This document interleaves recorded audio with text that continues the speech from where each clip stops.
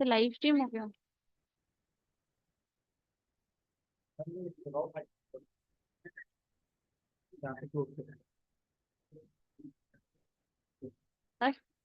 Live stream हो गया। बेटा, कम टू कॉलेज फर्स्ट। ये एग्जाम की डेट वगैरह सब बाद में डिस्कस होगी, पहले आप कॉलेज आइए, अपना करियर स्टार्ट करिए, आपकी new journey, new academic journey start करिए। अभी बहुत टाइम है, आप आइए, पहले स्टार्ट कर, let's start. Let's meet on 16।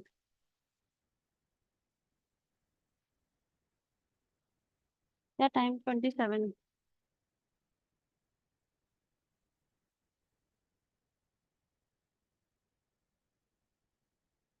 Dear students, our first speaker will join us shortly.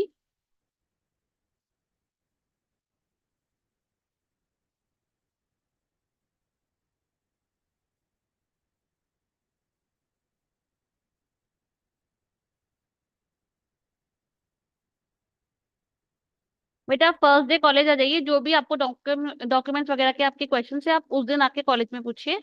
आपको हमने ट्रांसपोर्ट इंचार्ज का नंबर दे दिया है, एंड हॉस्टल जो वार्डन है, जिसको हॉस्टल अवेल करना है, आप उनसे बात कर सकते हैं।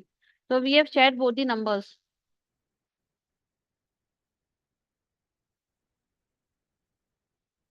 ओके बच्चा, will try to open the chat when the speaker is asking you the questions.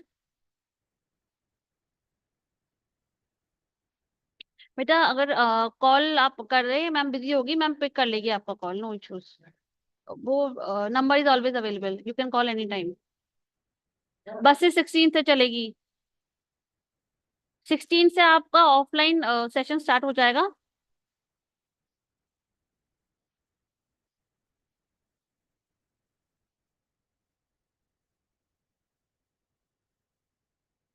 Chat disable कर देते हैं यार।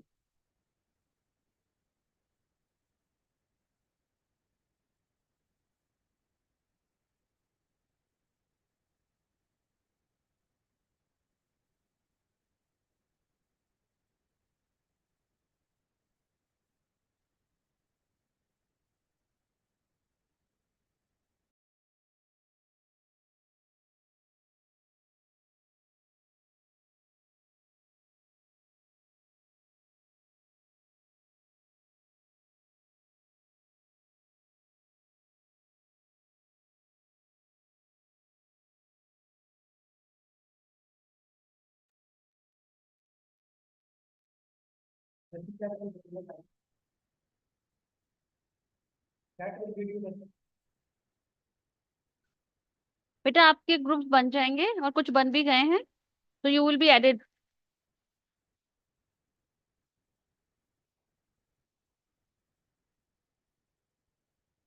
गाइस, अपने और भी ऑफलाइन हम सेमिनार्स कराते हैं, स्पीकर्स को बुलाते हैं, गेस्ट लेक्चर्स कराते हैं। तो we will provide you all these facilities.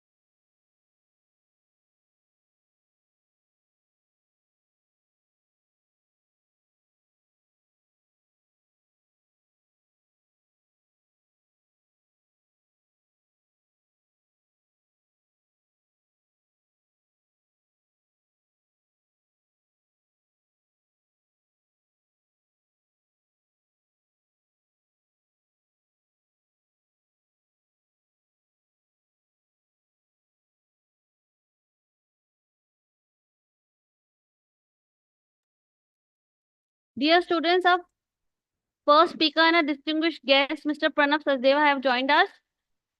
Good morning, sir. Pranav sir, can you hear me?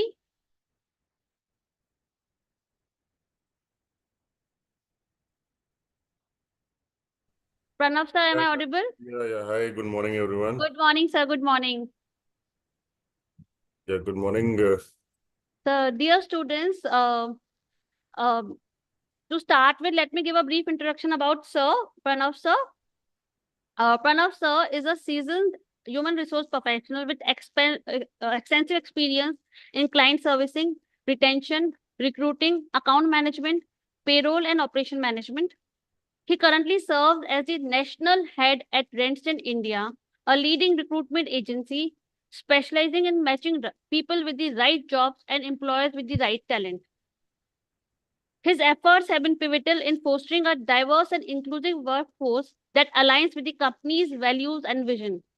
Today, Sir will share his valuable insights on best HR practices, research methodologies for identifying top employers, and career development strategies. He will also offer tips on enhancing productivity in the professional journey. So it's a privilege to have you with us today. Dear students, please join me in welcoming Mr. Pranav Sardeva. Dear sir, I request you to take the virtual stage. Over to you, sir. Right. Thank you so much, ma'am. Thank you for the introduction. And So my pleasure. very good morning to all the students. I hope all of you are doing well and excited with your new journey coming up. So I think it's a very exciting phase for all of you as you are starting your college life. And really and exciting for me as well to be part of this session today. And I look forward to have a discussion. So ma'am has already given me an introduction. Considering that I am heading the client partnering function in my organization, and I work with Randstad India Private Limited. So I'll quickly give you a brief introduction about Randstad India and what does Randstad do. So Randstad is a global HR service provider founded in 1960, and it's headquartered in Diemen, Netherlands. So Randstad currently operates in 39 countries, and it entered into India market in 2005 through acquisition of MAHR and Team4U, and which was followed by a very renowned consultancy at that point of time, Mafo, in 2008. And post consolidating of the operations in 2012, we began to work under the brand name called Randstad India. So what do we do? So as a trusted partner in today's technology-driven talent landscape, we help our job seekers secure rewarding careers and stay relevant in the ever-evolving world of work. So here today, I'll be talking more about skilling and how crucial skilling is in the today job market. So I'll start with that. I hope all of you know that how important and we've been hearing about skilling and what short gaps we have in many of the industries. So looking at how the world of work has gone under the rapid transformation, and there are advancements which are coming in the technology, automation, and globalization space. Considering in the looking near future, we see about 85 million of jobs worldwide may be displaced by 2025. And overall, 97 million new roles would emerge, which is a huge shift because of this transition which is happening, right? And I think to stay relevant, skills are very important. And then considering India, which is at the center of the change and the growth what we are foreseeing. So it becomes very, very important for us as a country to backfill the skill gap. So if you see the industry like IT, healthcare, manufacturing, financial services, renewable energies, infrastructure, they are seeing huge demand in the skill what they're looking at to be at their peak.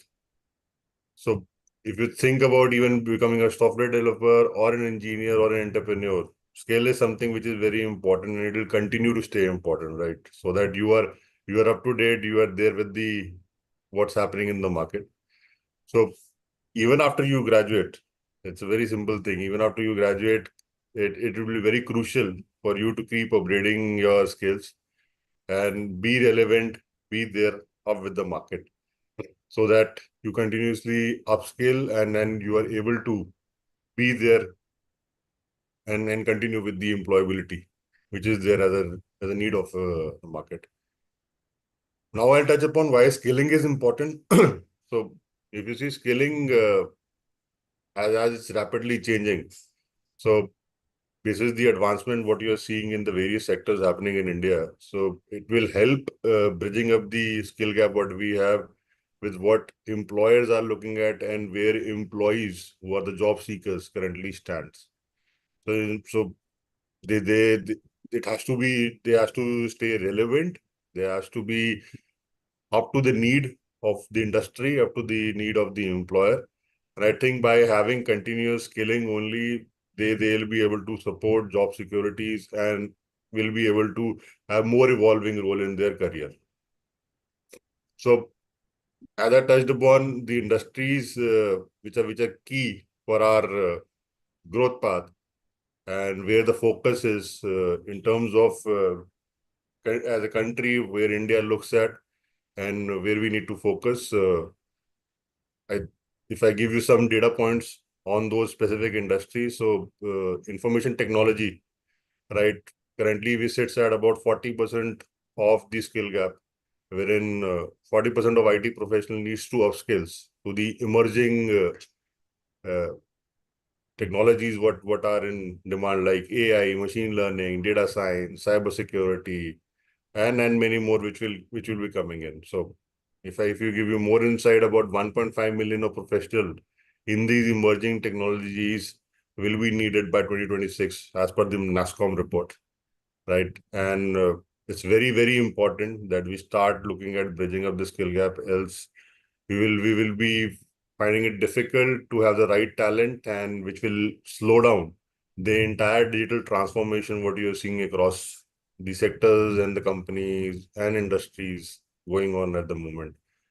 Coming up to next important sector, what I would say is healthcare, right? So currently in the healthcare sector, particularly doctor, nurses, paramedics, so our ratio is very poor. So we see about we have about one doctor, one nurse to the ratio of about 456 patient has come. This is a data point what I'm sharing you from the World Health Organization report. And as per McKinsey, 70% of our healthcare workers in India needs to be advanced to the telemedics, healthcare management, and medical technology are the skills. Again, the shortage has an impact on the quality of healthcare services, what we see and what we expect currently in the rural areas, in the urban areas. And additionally, it becomes more important because I think we really need highly skilled professional in the healthcare sectors because that sector is also digitalizing itself, right? So this was the insight on the healthcare sector. Now if I come on the manufacturing sector. So again, as you all been hearing about that India is focusing more on manufacturing, government is also taking initiatives, and then we are even into the shift of Industry 4.0. So that leads to the gap of automation, robotics, smart manufacturing. All these things are coming up, and this is the National Skill Development Corporation of India. The Indian manufacturing setup is just looking forward to have a shortage of about 119 million of skilled workforce by 2030 in the roles which requires technical expertise and advanced manufacturing technology as we go more into automation. And again, if this skill gap is not probably looked in and worked upon within the timeline, so it will hamper our entire capability which we are looking at to reach it in the manufacturing space and to compete with the global and the global manufacturing companies and the countries to whom we are targeting. On the infrastructure side, again, skill gap. So you see the real estate infrastructure being booming, right? Lot of infrastructure development happening. We have a lot of roads, highways getting built up. So this again leads to a shortage. So we need more and more manpower into the sector. So again, electrician, carpenters, project managers, right? So these all people who work on building up the road, right? All these people are in the shorter skills. And again, if you see the construction and the infrastructure space, if it has to be at a full pace, we have a shortage of about 60% of labor in this particular sector. And that's the reason you see delay in completing of the infrastructure projects. There are delays in any of the project which you see currently. It's just very hard to meet on the timelines because only of the shortage of manpower and not having the right skills with the people what is needed in this sector. And if it continues like this, so it will slow down the entire growth what we are looking at as a country.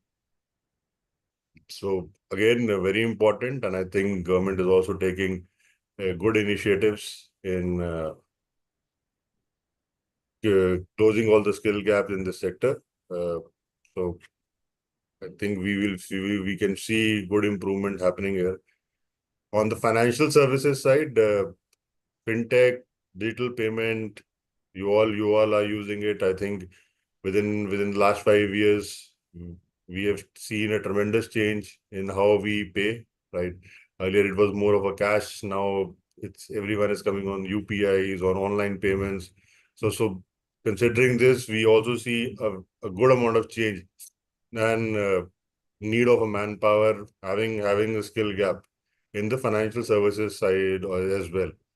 So again, a data point from the KPMG report: 48% of the Indian financial firms are reporting difficulty in finding up the right skills, having that digital advancements in the areas like blockchain and AI-driven financial analysis. So if in case again, if there is a delay in adopting and closing the skill gap, it will limit our innovation, which is happening currently in the financial sector and digital banking. A new age industry as in renewable energy, again, very important energy sector, again, where we are focusing to cut down on our carbon emission, right? And we as a country has also taken some target. So having said that, while we are moving and changing how we produce the energy, which is more on solar, wind, and bioenergy. So again, we see a skill gap there. Engineering, project manager, people under the maintenance are our majority of the roles where we see a skill gap and talent scarcity. As per the data point from the Industrial Renewable Energy Agency report, India needs to have about 1 million of skilled workforce by 2030 if we are looking at to meeting our renewable targets what we have set with the other countries in the solar and wind energy side. So again, if there is a delay in closing of this skill gap, there will be delays in the implementation of the project, will be further delay in kicking off those projects, which will lead to the entire slowdown in the growth. So according to the LinkedIn skill gap report of 2023, by 2025, 90% of India will require some form of digital skill. And at the same time, Indian skill report also shows that 49% of the graduates at the current moment are unemployable. So that means there is a huge skill gap. And I think while evaluating the candidates, corporates does not only even look at or focuses on the hard skill, right? But soft skills are also very equally important, I would like to say. Skills like communication, problem solving, teamwork, these soft skills are very crucial and important for effective collaboration, critical thinking, adaptability to change, because you see the job market and the way we operate is evolving day by day. So organizations looks at these skills also very closely, and that is very important for the organizations because it contributes to the overall success, right? So as there is a focus on the hard skills, right? But soft skills are also very important, and no matter you see as in any industry you pick up, soft skills will be important and will continue to stay important. And if you look to evolve in the role what you currently are in, and if you look to aspire and grow, I think soft skills play a very important role. Uh, it helps you lead effectively, uh, teamwork, emotional intelligence. So all these skills enable an employee to have that uh, synergy within their organization, which are very important. So again, I think working on the soft skills will also give you a competitive edge in the job market, right, with the other job seekers. And by staying updated, by keep working on your soft skills also, uh, you stand a good chance of looking at the employability and getting that right job in the market. Now, I've talked about much about why skilling is important and what is the skill gap, which are the key industries where we see there is a skill gap. Now, we all know there is a skill gap, but what's happening to address this, right? So there are a lot of initiatives which government and industries are taking jointly to address this skill gap. So just touching upon some of these initiatives, what government is taking. Uh, I hope all of you have heard about Skill India Mission, which was launched by Government of India in 2015. It was launched with the aim to train about 400 million people by 2025. So the focus is there on vocational training and and enhancing the skill and certifying youth, which basis which they will be ready for employment. Sorry. Oh, sir, no issues. Right. So that's one. So again, Pradhan Mantri Kaushal Vikas Yojana is again a flagship scheme which has been launched. It's a short-term training and certification program which runs across industry and especially focused on the digital enabled sectors like IT, healthcare, and manufacturing. National Apprenticeship Program, again NAPS. This has been designed to promote the apprenticeship training within the industry. So it is incentivize the companies, right? It ensures that the youth is given that right opportunity and the on-job training and the exposure while they are under the scheme. Atmanirbhar Bharat Rozgar Yojana is again a very recent scheme initiative which has been taken aware by the government. It just gives EPF subsidies to the for the new hires and focus on boosting job creations while incentivizing industries by giving this subsidy. So these are the few of the initiatives what government is taking. But having said that, the industry also has equally responsibility to bridge the skill gap. So NASSCOM is playing a very vital role. So if you know, so there is NASSCOM has launched the Future Skills, which is primarily for the IT industry. So they look to train about 400 million IT professionals in the emerging technologies, right? Like AI, blockchain, cybersecurity, machine learning, to ensure that Indian Indian tech workforce stays competitive. Uh, Skill sector councils, industries are driving organizations in partnership with the Skills Development Corporation to develop sector-specific training and certification standards, right? So each skill sector council is focusing on developing and aligning training programs and evolving the training needs as per the industry, which are currently there and the upcoming changes. Uh, Again, one of the very renowned organization, Tata, they are doing much very good work in terms of skill development. So Tata Group is driving initiative called Tata Strive. So that focus on vocational trainings, right, in various sectors like IT, healthcare, manufacturing, which is equipping youth and the job seekers with the relevant market skill.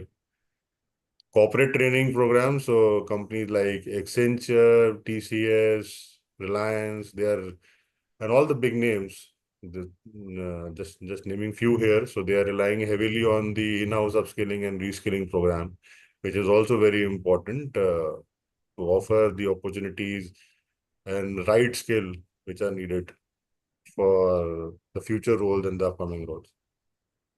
So, having covered all of this, what initiatives, why, and what is the importance of skilling, I think the joint effort by the industry and the government, right, is playing a very vital role in closing on this skill gap. And I think by investing more on upskilling, reskilling, and vocational training, both government and industries look forward to ensure that we are ready with the right workforce and we are able to meet the evolving demand of the industry and the job market, where we are able to fulfill and provide with the right workforce. Now, having covering why, what are the skill gaps currently, what initiatives are being taken, I think it's important that we work on the action plan, right? How and what to do and how you improve your skills. I think for all of you, it's very important that you all decide the interest, identify your areas of interest, right? It starts by reflecting on the passion and interest, what you all carry in what all fields and which all industry you all want to focus and look your career to.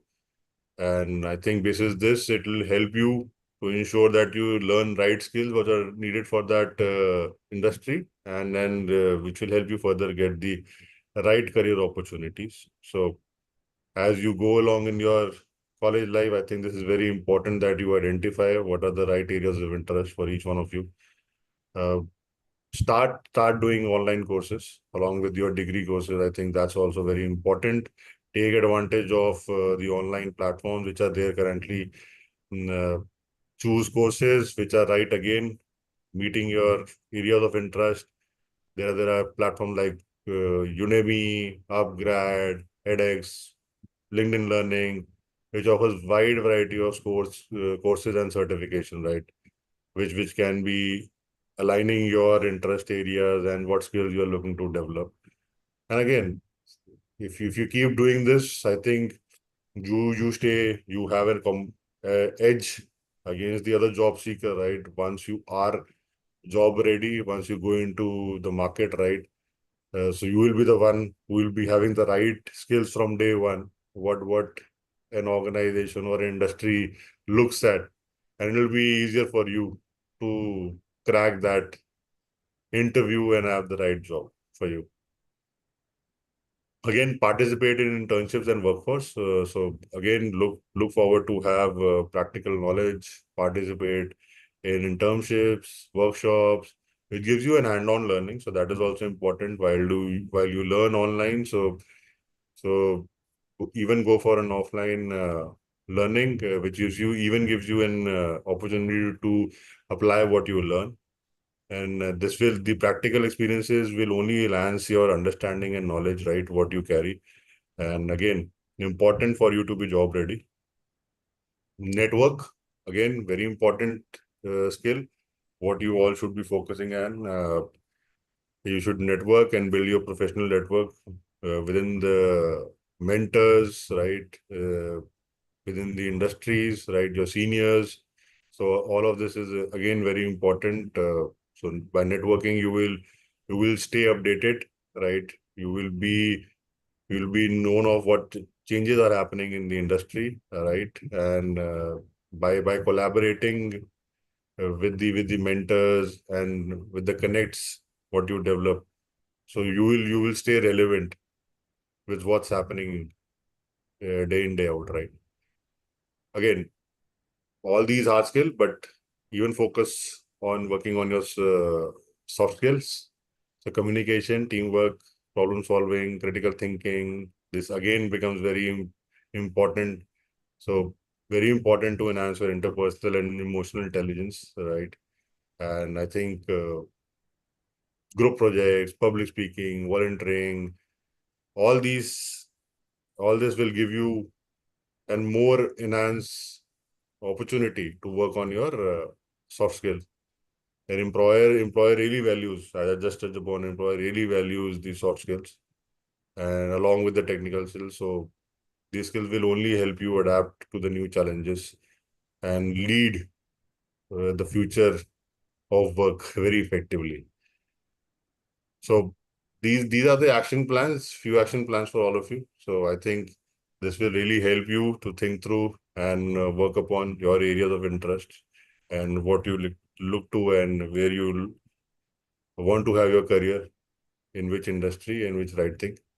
So I think I will sum up with that as you all move forward in your college journey, I think take this opportunity to learn new things and challenge yourself, build up on the new skills. I think all of these things will set you apart.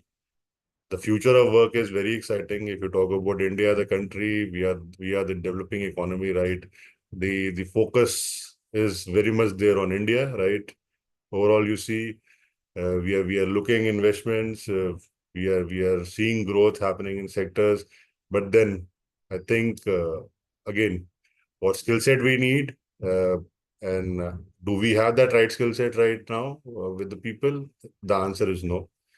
So it's very important for all of you to please start working on the having the right skills, and I'm sure all of you will be able to make a mark of it. So by this, I close it. Thank you, and I wish all of you the very best and happy learning journey ahead. Hi, Pranav. Good morning. Hi. We will have attempt certain questions from our participants. Right, sure. But before that, I would like to thank you that you have touched upon all those very, very critical aspects of job aspirations. That how a soft skill is very, very important apart from the hard skills. One question on behalf of the participants, I would like to ask you. Right. How these 4 years, along with the hard skills, as you said very correctly, that if one can do courses, online courses, or as per their interest, how they should go ahead to be a good manager as a recruitment specialist. Right. What are the basic qualities that you will see while recruitment of a fresher vis-a-vis a manager? Over to you. I think again, Gautam, I would say it's a long journey, right? So while anyone enter into a job market, they don't start as a manager. So you will have to work upon various skills. Then soft skills are really important. If you see what right skills an employer sees for a potential person to be able to lead, right? So strategic thinking is one of the very important skill. Problem solving is a very important skill, right? You are able to influence is a very important skill, right? Teamwork. So all these skills are very important by an employer if they have to look at someone to be raised as a manager and then is able to lead a team effectively, right? So I think having said that, as all of these new students plan to enter a job market, I think all of these skills, if they keep refreshing on all these skills while they enter, I think it will be uh, very, I think, helpful for them in a very shorter span of time that they'll be able to reach to a manager level of position.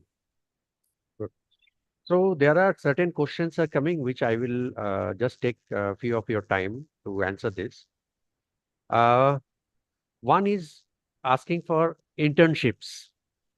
How, while having a course of 4 years of BTech course, one Right. should go for an internship, and why they should go for an internship? What is the importance of internship? And as a recruiter, how will you define it? Right. So internship plays a very important role, and I think currently, if you see all uh, all the courses, all the colleges, right, have the internship as a very important aspect to touch upon during their entire course duration, right? So it's very important that people go ahead and look for an on-job learning, right? And there are multiple organizations, those who supports with the internship, right? The employees get paid by stipend. Having said that, we as an organization also support in terms of providing right internships to the people within the right skill sets and domain, with respect to what employers' demands are, organization demands are, and fulfilling to that. So these are the areas. And having said that, I think the other areas and initiatives what I touched upon is NAPS again. If you see, that's one of the initiatives by the government wherein people can enroll themselves. They can have under the apprenticeship model, they can go for on-job training, right?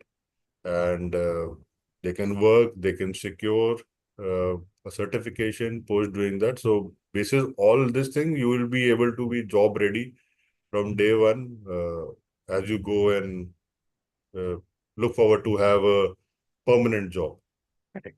So, Another important question is that while you talk about communication, right. now in India, communications, we know, 2 or 3 languages. Now, when we are talking of technology, I am skilling into technology. Now, while interview or recruitment, you want us to explain the technology in a certain language, right? Right. Maybe English, maybe vernacular language or Hindi. How do you define it while you are talking of a communication? Which is a very, very important aspect of a candidate. How do you think the candidate would present himself or herself for the hard skill, explaining what he is good at or she is good at? I think while the interview is happening, considering it's a technical skill, right? So the language has to be in line with the technicality, what the roles are. So it has to be, it can be a vanilla language, right? Which helps uh, give the right insight to an interviewer, right? That what expertise and what knowledge you have of that IT skill. It can also complement with English, right?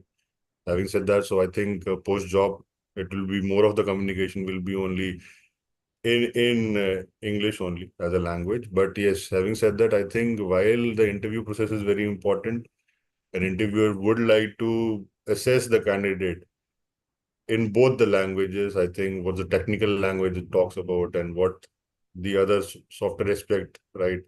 How are you well versed with the English as a language, which is an important aspect also while you enter the job market. So I think both are equally important. Um, and rather, as a job seeker, I need to work on both the languages. Okay, okay. Yeah. Uh, One thing is there in while we discuss about selection process as a selection specialist, what are the aspects that you see in the candidates while especially while you are when we are talking of the job market vis-a-vis the technological advancement and the changes in technology? What aspects that you see, critical aspects inside the customer, inside the candidate, apart from when you talk about communication skills, what are the But other aspects that you see? see, Is the there other aspects, what an employer looks at. So I can tell you from the recruiter standpoint, right? So we day in day out get the right job seeker, meet the respectable employers, right, who are looking to hire a right talent. So having said that, hard skills are important, right? That's something which is wherein an employer can not compromise, right? If they're looking to hire for a technical skill, so hard skills stays important, but again, soft skills plays an importance. How you are communicating, right? What body language you carry during the interview, how open you are for feedback, right? How open you are for learning. I think these are the important aspects during the interview. What employer looks at, right? Along with the other skills, what I touched upon, like problem solving. So you may be asked about a problem that how effectively you will be able to solve that. How important is teamwork, collaboration, right? So all this intent has to be there while you converse and present yourself as a prospective job seeker to an employer. So this really makes an impact. Uh, and I think other aspects, apart from the hard skills, are these aspects only which employer looks. And this is because of having the right talent, right? What currently our industries and employer looks at to have a right talent, right fit, those who come in and effectively contribute to the success of the organization. Another thing the last question which I wanted to touch upon on behalf of the participants, Right. that most of the generation Z, or say the new freshers, or say even in fourth year, if somebody is doing a course or a technology, but he or she wanted to pursue the most trending technology. For example, somebody is doing electrical engineering or say Right. CSE, but he or she wanted to go into data science. Now that's how you see that, how he or she can change and go into a trending technology while he has been trained for something core engineering. Right. So that the question comes that how I can entry, I am doing this course, but I have interest into ML or AI. So see, again, IT is a very huge landscape, right? And if you want to keep yourself updated with the changes and advancement, what's happening in IT, I think the one way is only to learn new skills. I know people must be focusing on one of the core functionalities, right? But again, there are many ways and means. So I touched upon there are online platforms which help you learn those courses. Though I understand the foundation will not be there, but then just to stay updated and what is the current demand there in the market, people will have to invest on themselves. Specifically, the IT professional I'm talking about, because that is one space which will change every 2 to 3 years, right? The technologies or need what you see currently there is only for next 5 years. After 5 years, you will see other technologies, other skills which will be needed as this industry is more and more grow, right? So you will see the change in the requirement will keep coming in for this industry. So in for an IT professional, to have the right skills is very important, and they should keep investing on themselves. There are other platforms they can take help of. There are many institutes, right? Those who runs the certification and courses. So apart from your regular degree, I would ask the prospective candidates to pursue those certifications, those courses, right, which will give an edge to them on their resumes, right? When they go into the job market, employer gets to understand that this is what all skills they carry, and they have an insight to all these technologies. So this is that I think very important and relevant for an IT professional to stay updated. Okay. Okay. Thanks, Pranav. Thanks a ton. And thanks and I hope that we will get your participations in a more productive way in coming near future. Thank Right. you so much for making time from your busy schedule. I know you are pressed, for traveling and meetings. Uh, I hope the participants has immensely benefited out of your experiences and description of how they should prepare for their forthcoming course as well as on the soft skills. Thank you so much. Thanks, Pranav. Right. Thank you And so much. Thank you, everyone, and all the very best to all the students. thank you. Do well, keep learning, and keep growing. Thank you so much. Thanks. You. Participants, please wait. We have an important announcement to make. Thanks. Right. Thank you.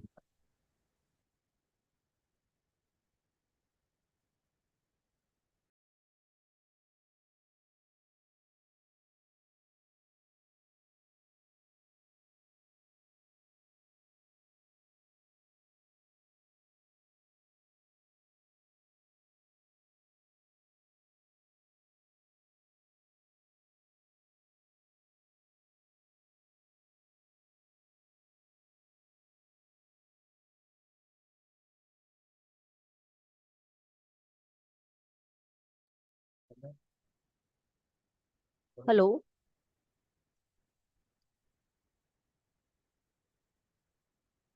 Hello. Yes. Good morning all. My dear students, 9 to 13 आप सभी ने जो अभी online orientation programme जिसको आप continuously अभी attend भी कर रहे हैं और आज ये ऑनलाइन सेशन एंड होने जा रहा है, तो मैं कुछ इंफॉर्मेशन आपको क्लियरली शेयर करना चाहती हूँ जो आप हमसे चैट बॉक्स में या फिर ऑन कॉल पूछते रहे हैं। और मेरे को ये बिल्कुल अच्छे से समझ आया है कि आप सभी ने अपनी 9 to 13 टिल टुडे की जो जर्नी है उसमें काफी कुछ सीख लिया होगा। अपने एरियाज ऑफ इंटरेस्ट जो है, इंटरेस्ट एरियाज जो आपके हैं, उसको क्लियरली एक बेनिफिट की तरफ ले रहे होगे। तो आपके लिए इंफॉर्मेशन ये है, 16 सितंबर को आप कॉलेज में फिजिकली आ रहे हैं एंड हम आपका वेलकम कर रहे हैं उस दिन। And that day fun field activities होंगी और फन फील्ड एक्टिविटीज के साथ आपको, काफी बच्चों का क्वेश्चन था, दैट्स वाई मैं भी इंटरेस्टेड हूं उसका आंसर देने में, कि मैम लंच होगा या क्या हमें लेके आना है। नहीं, आपको लंच नहीं लाना है, आपको डिलीशियस स्नैक्स ऑफर किया जाएगा प्रॉपरली। एंड कुछ स्टूडेंट्स के क्वेश्चंस थे कि हमें क्या कैसे वियर करना है, क्या वियर करना है। तो उसके लिए आपको स्मार्टली ड्रेसअप होना है और जितना ब्यूटीफुल एंड जितना स्मार्ट आप दिख सकते हैं इस तरह से ड्रेसअप होके आना है, because it is your first day in the college life. And काफी हमारे स्टूडेंट्स जो हॉस्टल के स्टूडेंट्स हैं, हॉस्टल से कॉलेज कैंपस में उन्होंने हमारे लैब एरिया से बैठ करके स्पीकर सेशन को इंटरेस्ट से सुना है। और अगर हॉस्टल में जो बच्चा आ रहा है और उसकी कोई क्वेरी है तो वो मिस्टर जितेंद्र सर हैं, उनसे कॉल पे कुछ भी ऐसा क्वेश्चन पूछना चाहता है, कोई क्वेरी है तो पूछ सकता है। नंबर आप नोट कर सकते हो, 9828672444। I repeat, 9828672444। एंड जो स्टूडेंट बसेस फैसिलिटीज को अवेल कर चुके हैं या जिनके माइंड में अभी ये है कि बस में हमें उस दिन आना है, तो आप मिस्टर प्रदीप सर हैं जो ट्रांसपोर्टेशन इंचार्ज हैं, उनसे कॉल पे बात करके पूछ सकते हैं कोई भी इंक्वायरी है उसके रिगार्डिंग। इनका नंबर नोट कर लीजिए, 9728124349, 9728124349। और ऑफिशियल नंबर्स भी आपकी हेल्प के लिए हैं, तो ऑफिशियल नंबर्स पे भी आप कॉल कर सकते हैं जो आप वेबसाइट से भी अवेलेबल हैं आपको नंबर्स। और आपको लगातार ब्रॉडकास्ट किए जा रहे जो भी ऐसी इंफॉर्मेशन है जो राइट नाउ आपके पास आनी चाहिए, वो आपको इंफॉर्मेशन हम लगातार प्रोवाइड कर रहे हैं। तो इस तरह से अगर कोई भी फिर भी आपको क्वेरी है तो आप अभी भी मुझे 8607788740 पे कॉल करके पूछ सकते हैं। तो आप उस पर एक मैसेज भी डाल सकते हैं, व्हाट्सएप पे अवेलेबल है वो नंबर। रेस्ट आप 16 को हमारे सामने होंगे और we are ready to welcome you. Thank you all. Next speaker आपके साथ होंगे जल्दी ही, तो प्लीज कुछ क्षण में ही वो आपके साथ होंगे। Thank you all.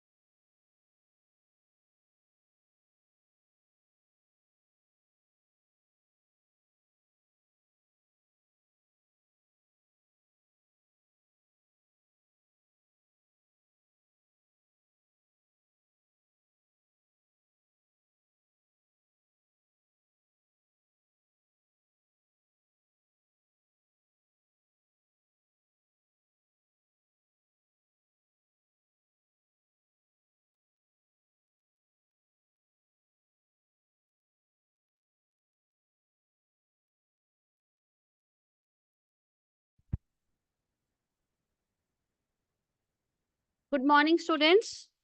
Our speaker is about to join us.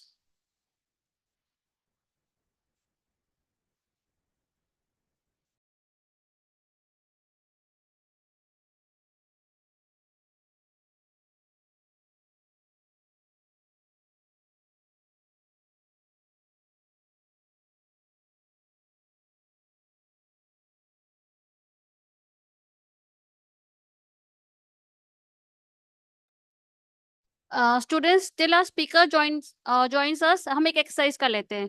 Are you all ready for that exercise? आप एक pen and paper लेके आइए. Bring a pen and a paper. Let me open the chat.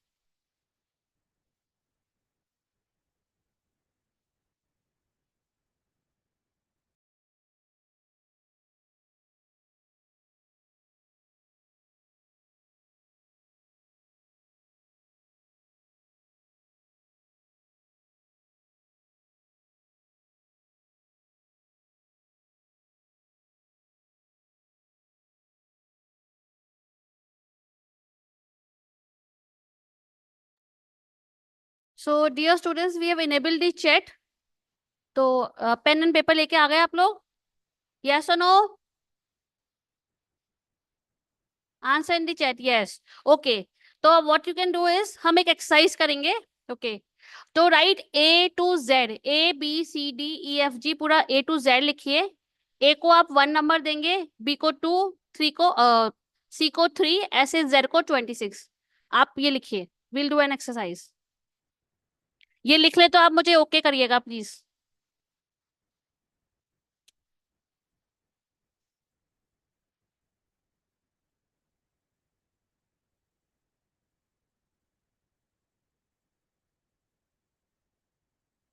Write A to Z the alphabets and number them from 1 to 26.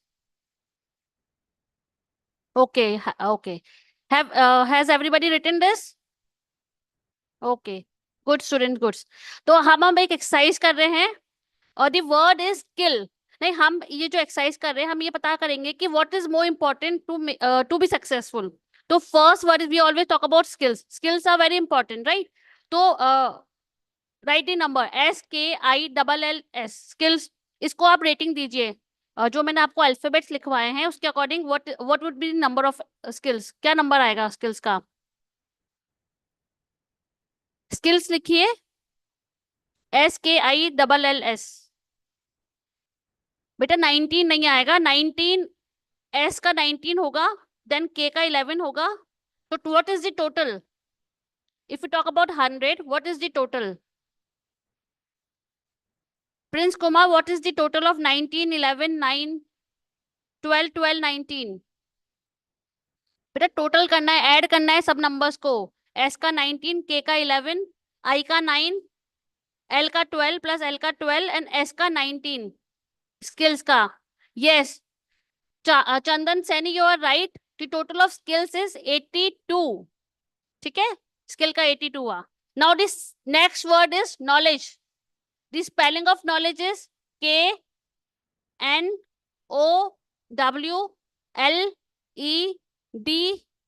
KNOWLEDGE.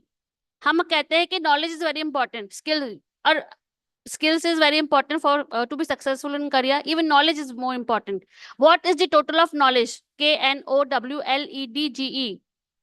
Come on, who will answer first? Total of knowledge. K का 11, N का 14, O का 15, W का 23, L का 12, E का 5, D का 4, G का 7, E का 5. Yes, Dev, you are right. The total is 96. तो skills का total हुआ 82. Knowledge is 96. Yes, Aryan, you are right. Sahil, you are right. Sanjana, you are wrong. It's 96. Okay. Now, hard work is also important. Now, write the total of hard work. HARD, hard. WORK, work. What is the total of hard work?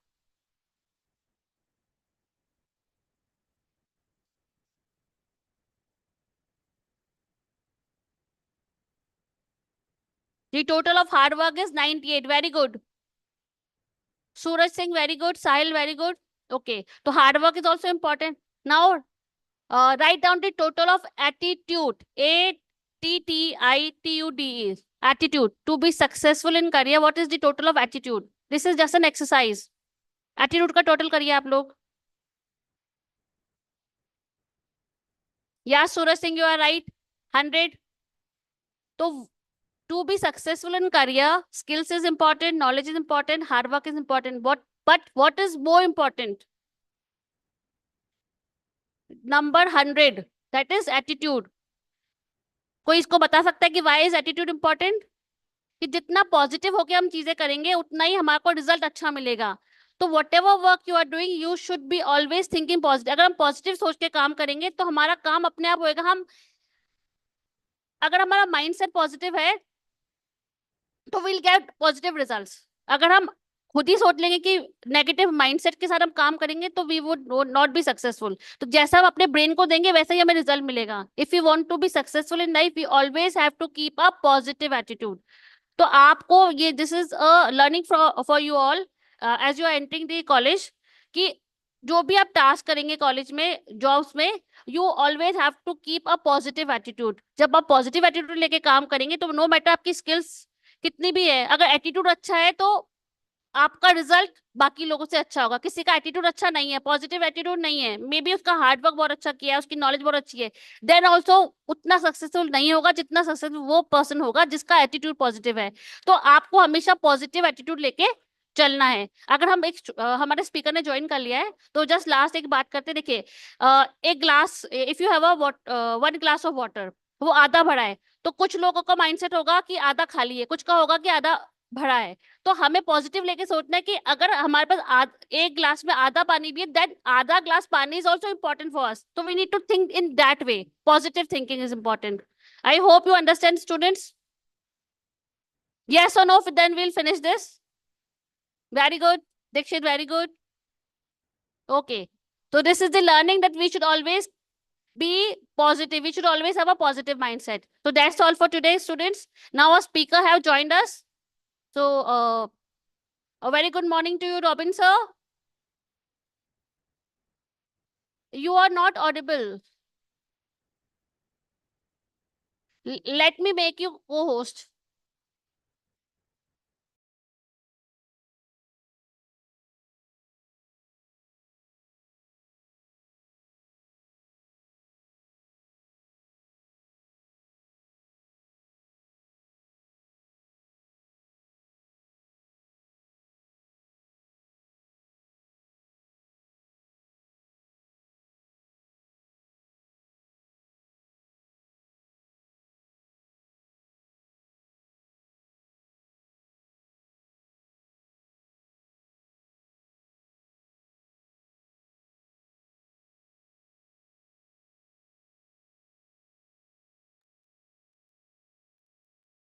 Robin sir, you need to unmute yourself. Hello. Yeah, very good afternoon to you. Good afternoon, ma'am. Good morning. Good morning, good morning. So dear students, our distinguished guest, Mr. Robin Gupta have joined us. So it's a privilege to have you with us today. So students, to start with, allow me to give a brief introduction about Robin sir. Mr. Robin Gupta is currently serving as the State Head and Vice President of Business Banking CAD at Yes Bank.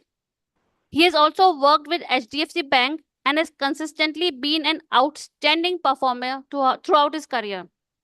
His dedication and exceptional performance have earned him several prestigious accolades, including the Rising Star Award for Customer Focus and Drive for Results from the country head, the CAD Champion Award from the top management, and the Hall of Fame Award twice.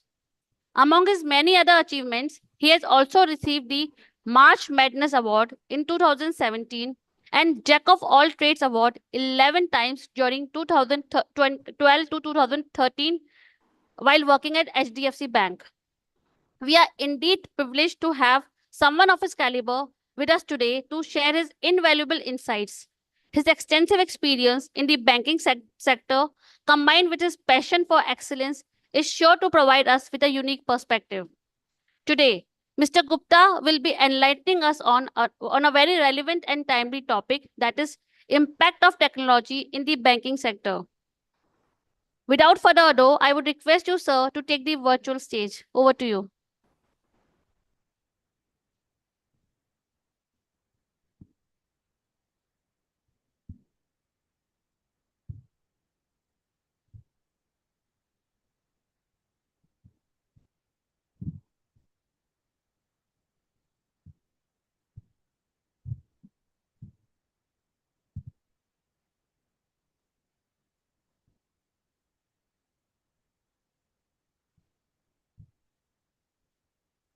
Good morning, students. Good morning. My brief introduction has already been given by Shraddha.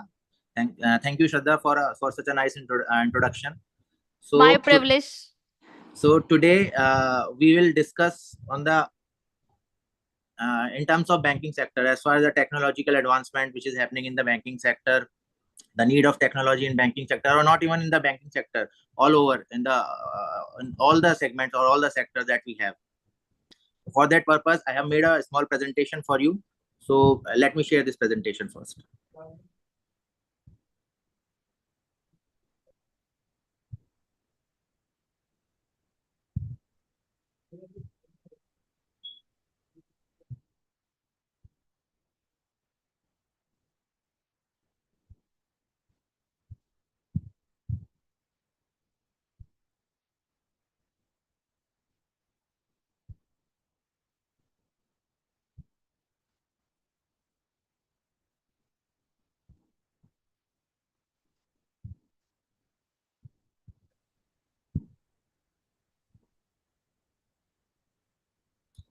Is this visible to all of you? Shraddha, is this presentation visible? No, no, your screen is not visible.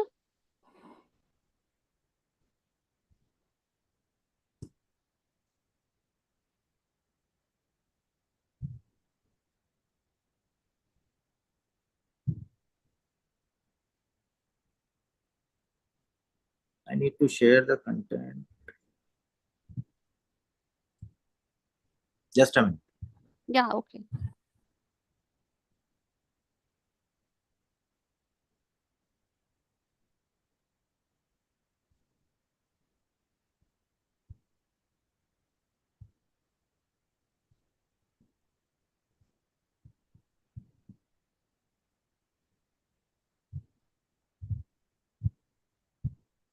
Is this visible now? Yeah, it's visible.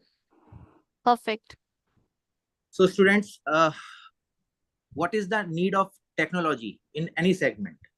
This is a basic question that we need to understand first, whether it is required or not. So if we are doing, let's take an example of an hospital first for better understanding. If we are going to a hospital where where the doctors are doing their work with the traditional approach, without any machines installed at their hospital, and just they are checking the patient with the traditional approach, and it will, so in that traditional approach it will take a long time to identify the diseases that and the diseases are evolving day by day. So it is very hard for a doctor to check the nerve and understand what is the disease is happening to that particular patient. So this is a very crucial statement for a doctor to justify or to identify the disease. Whereas if we go into a multi-specialty hospital where advanced X-ray machine, advanced 3 Tesla MRI machine is there, and they are just diagnosing the patient in minutes and identify the actual disease that through which the customer is suffering. And because of that impactful and the perfect diagnosis, the treatment would be very efficient and effective. So in which kind of hospital would you like to go? I'm sure we will go to the second type of hospital, that is a multi-specialty hospital which is equipped with the so much machines and equipped with the technology, right? So same thing is happening in the banking sector. If we are doing banking with the traditional approach where a teller is sitting in the branch, a person or the customer is coming and approaching to the teller for his daily transaction, and the customer is standing in the line and waiting for his turn to get the transaction done. And on the contrary, the another bank, the peer bank, is doing using technological edge with the bank and offered the net banking facility or so many other e-banking facility to the customer for, and because of that, he no need to come into the branch. He can sit on his couch at his home and get the transactions done with the help of his laptop or the mobile. So what will be the convenient thing for the customer? The second option, because no one is having much time to stay in the line for their turn. So if the peer bank is doing technical advancement and the Darwin says, if you are fittest, then only you would survive. So the other bank also needs to take a cue from that particular bank, and they also need to go with the technical advancement so that they can stand into the competition. Otherwise, they will out from the market. So the field in which you are studying or you are going to be study is a very crucial field and a demanding, challenging, and ever needed function for any organization, be it a medical field, be it a banking field, be it a retail chain field, anything. Everywhere technology is playing its vital role, and without technology or without IT edge, they cannot succeed or they cannot survive in the market. Now, what is market at present? Earlier, people used to purchase or used to get their transactions or get their things for of their needs from the local market. After that, the market has grown up and regional markets are there. National market is there, meaning thereby companies have started their operations from various locations of the country. They have set up their offices at various states of the country. Now MNCs are there, multinational companies are there. So the market is growing day by day. Earlier it was local market, now it is an international market, and now the entire globe is a market. So if you want to do any transaction from India with the person sitting in Russia, you are capable enough to get the thing done in minutes because you are having the technological edge with you. And because of that, in no time, you get the transaction done, you get the benefit, you save your cost, you get the profit. And at the end of the day, you will feel satisfied. So this is just an example why technology is needed in any segment. So banking industry is not far away with that. In banking industry, we also need a technological advancement. Let's take another example. Earlier, we were having an ATM card with us. And what we did with that ATM card, we go to the ATM machine, insert the card and get the amount from ATM machine. What happened after that to that ATM? The ATM got enabled with a shopping facilities. Now you will be getting a Shoppe card along with Shoppe card inbuilt with the ATM card that you have. Now you can do the shopping also with that particular ATM card. Post that, what happened to that ATM card? That ATM card got chips and Wi-Fi enabled into it. And just because of that, you can just tap that card. No need to swipe that and get the transaction done. What happened to that ATM post that? Earlier, you were only withdrawing the amount from that ATM. Now you can deposit the amount also from with that ATM. After that, what happened? The need of ATM is no more required because your account number is linked with your Aadhaar. Aadhaar is having your biometrics. Now you can go to the ATM machine with the use of your fingerprint or your biometrics or some OTPs. You can get the transaction done. You can get the amount withdrawn from that particular ATM. So this is a technological advancement. Things which are not required needs to be obsolete. Things which are required or which will be required in the future, we need to foresee that first. And we need to take the technological help and get the things done because we need to survive in the market.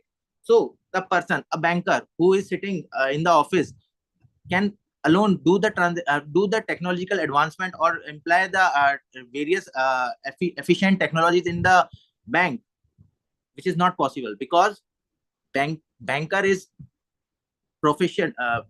having its proficiency in banking, whereas IT person is having his proficiency in information technology.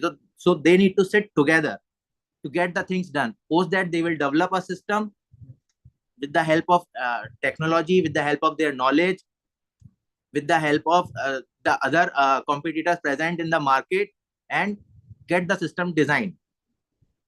Post that, thus we can not let the system just like that system is working and you need not to monitor the transaction. No, we need to monitor the system, monitor the transaction day by day, and if we found any technical glitch, then we need to sort it out immediately.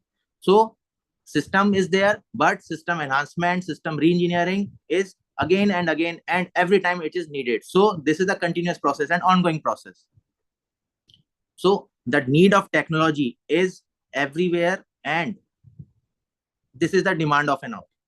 So let's start with the presentation.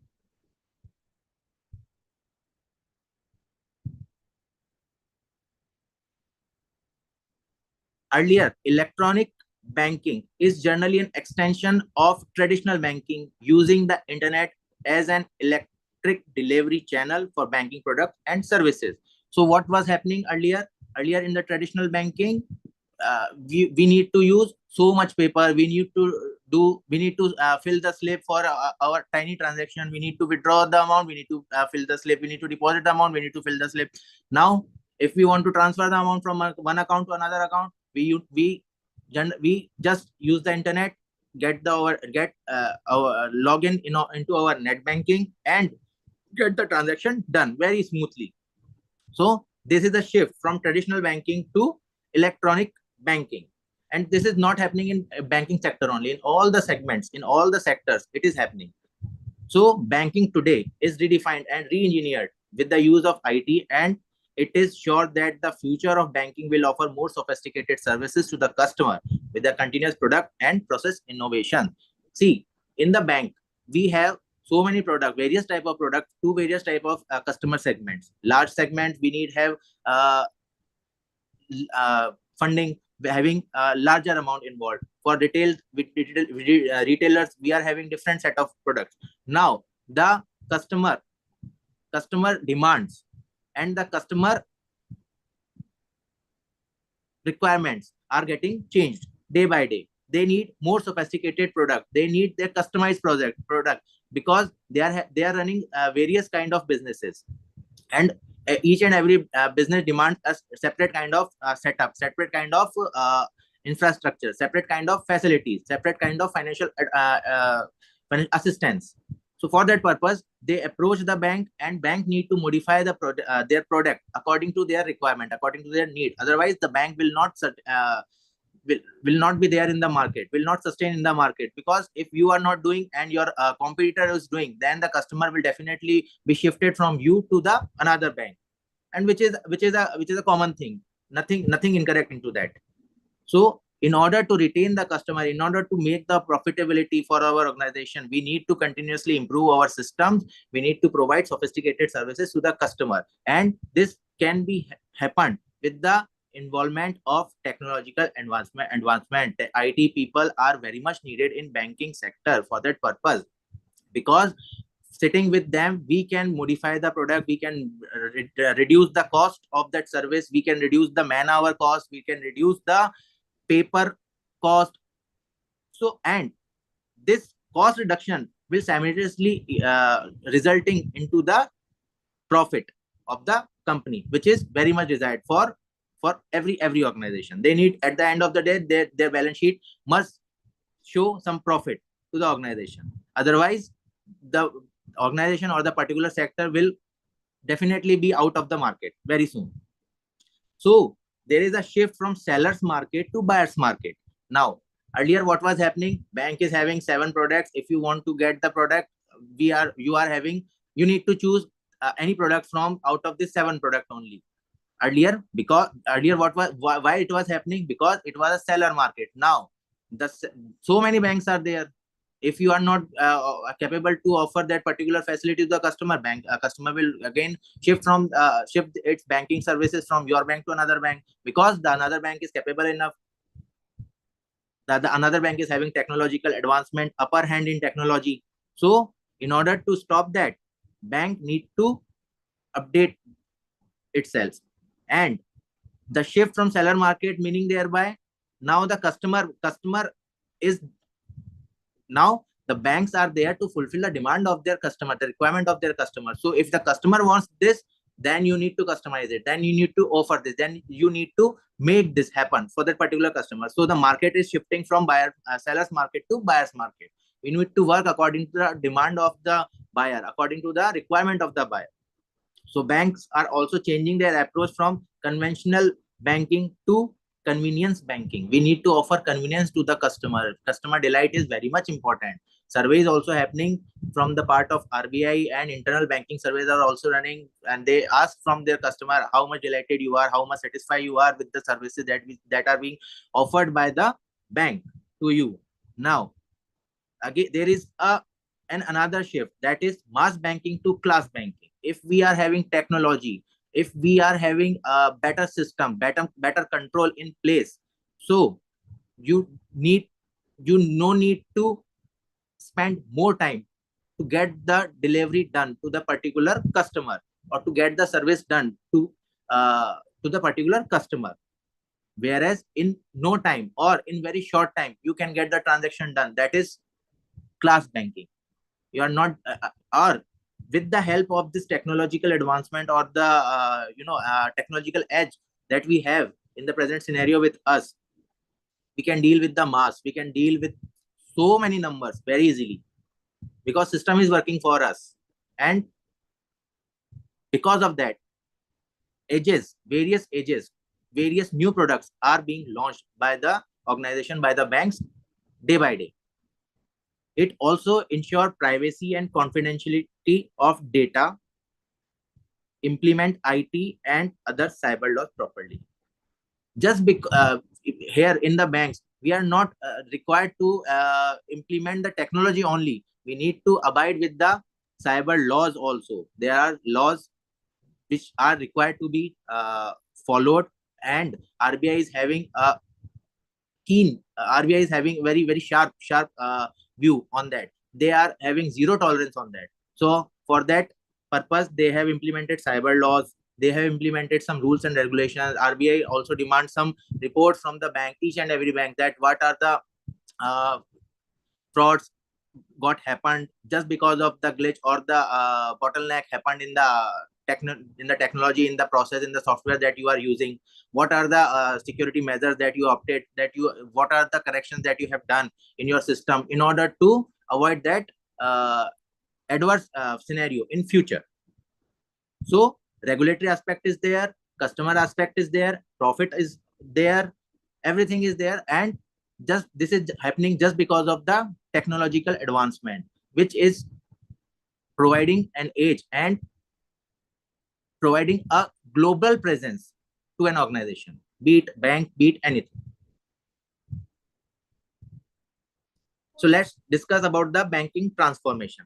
Till 1990, the Indian banks have been working in a very comfortable and protected environment. However, since they have been pushed into intense competition due to change economic policies, the technology is lifting the competition in the banking sector. What happened after 1990 in the global banking market? Information technology, BDTS involvement, business reengineering group with the help of IT got implemented globally. And if you want to be in the competition, if you want to be in the market, then you need to also adopt the same, because your peer has already been adopted it. So in order to sustain in the environment, in order to be a profitable organization, you need to push yourself from that comfortable comfort zone to the technologically advanced zone, and you need to get this thing done on regular basis, day by day. This process cannot be stopped. So traditionally, banks have been using technology to improve their products and efficiency. Today, technology is not only changing the environment, but also the relationship with the customer. I have already explained that the market is now customer-centric market, buyer's market, not the seller's market. So you need to work according to the customers, according to the demand of the customers, right? There is no scenario in the present banking that you have sell the product or sell the account to the customer and now this is the full stop. No, there is no full stop. This is just a beginning. You have introduced just a very small facility to the customer, because this is just an entry level for you. You are just entering into the organization, into the into the business of that customer in order to get the more business from that particular customer by offering some more product that you have.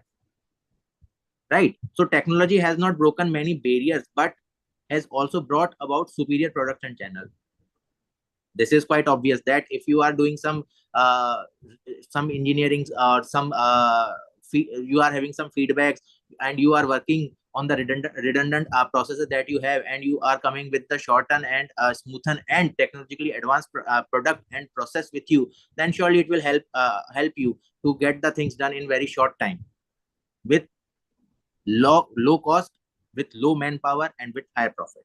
And everybody wants this, the last one, higher profit.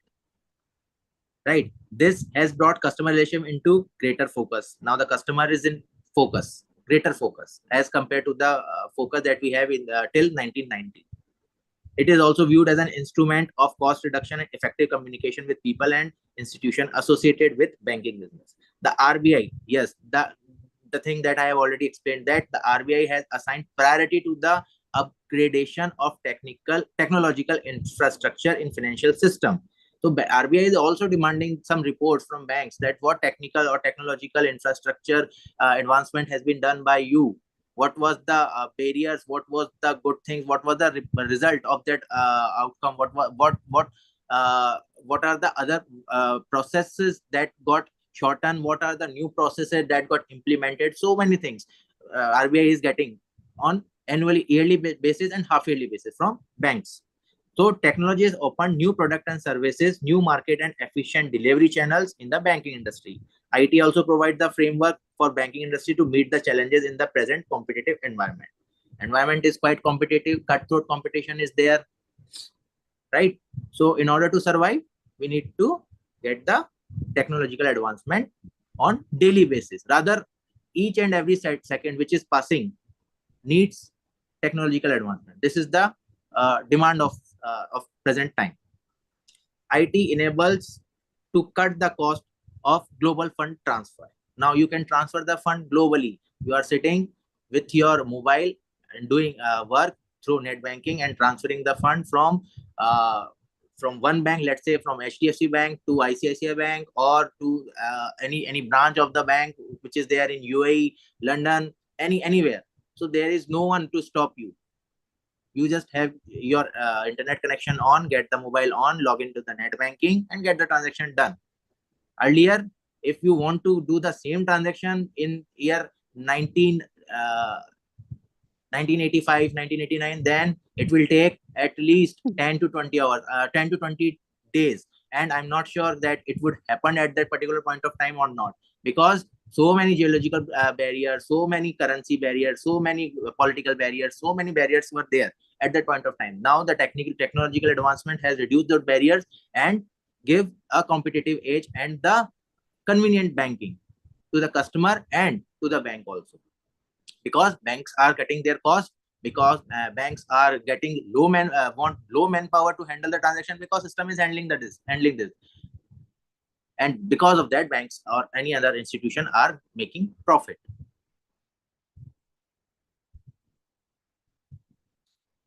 Information technology enables sophisticated product development. I have already explained that product which is required by the customer needs to be offered. Customer is not willing to get their traditional product. They want the product that they actually want. Otherwise, they will not be with you for a longer time. Better market infrastructure. Yes, infrastructure is very much necessary to cater the customer. If you don't have any better market infrastructure, which includes your branches, which includes your network, which includes your manpower, everything, then you won't be able to cater the customer in the desired manner that you want. Implementation of reliable techniques for control of risk and help the financial intermediaries to reach geographically distant and diversified markets. So various kind of market. If you are dealing with a bank, so bank is nowhere. Bank is now not restricted to do the banking only. You can put IPO request through the bank. You no need to go to prepare an FD to the teller. You can get the same done through your net banking, through your mobile banking. If you want to make some currency exchange, you can do it on your own. If you want to make payment to the vendor, if you want to do shopping, anything if you want to do, So bank is open for that. You can, if you want to go with go for an insurance, bank is there. If you want to sell your shares, bank requirement of bank is there. If you want to purchase some shares, everything. So in all the scenarios, banking is there. And why banking is capable enough to get this transaction done? Because of their technological advancement, because of their gateways that they have. And it was happened just because of the thinking, just because of the determination that if we want to if we want to be there in the market, then we need to get ourselves advanced, and technology is playing a vital role into that. The smart card, that is card with microprocessor chip, have added new dimension to the scenarios. I have already discussed the ATM card, example of ATM card, which is there and which is proving this point. And introduction of cyber cash, the exchange of cash takes place entirely through nowadays people are not having so much money, so much currency notes in their wallet. They are having just a plastic card with their wallet. They are having mobile with them, and they are doing big transactions also with the help of this. So no need to cash, only cyber cash is sufficient.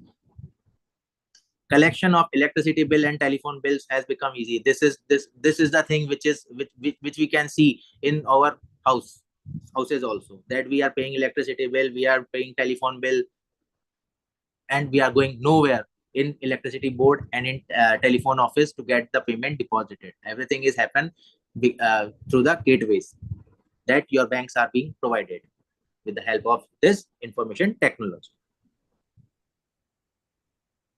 Now we will discuss the key trends that will impact banking in 2023 financial year. Increased customer demand. Now the customers demand of customers are increasing. They want products as per their requirement. They want products as per their future requirements. They want products, they want services instantly, because they need to cater their commitments which they have made to their vendors, their suppliers. Now, continued focus on digitization. Now we are moving towards a paperless working.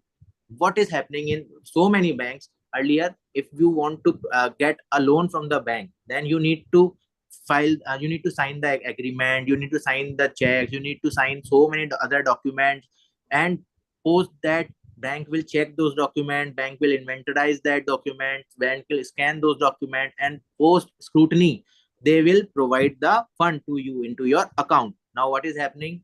E-sign portal is also launched in various banks. Now you are having your account linked with your Aadhaar card, meaning thereby you are having your biometrics in place. Now they will electronically generate the document, send the document to you over through a link over your mail.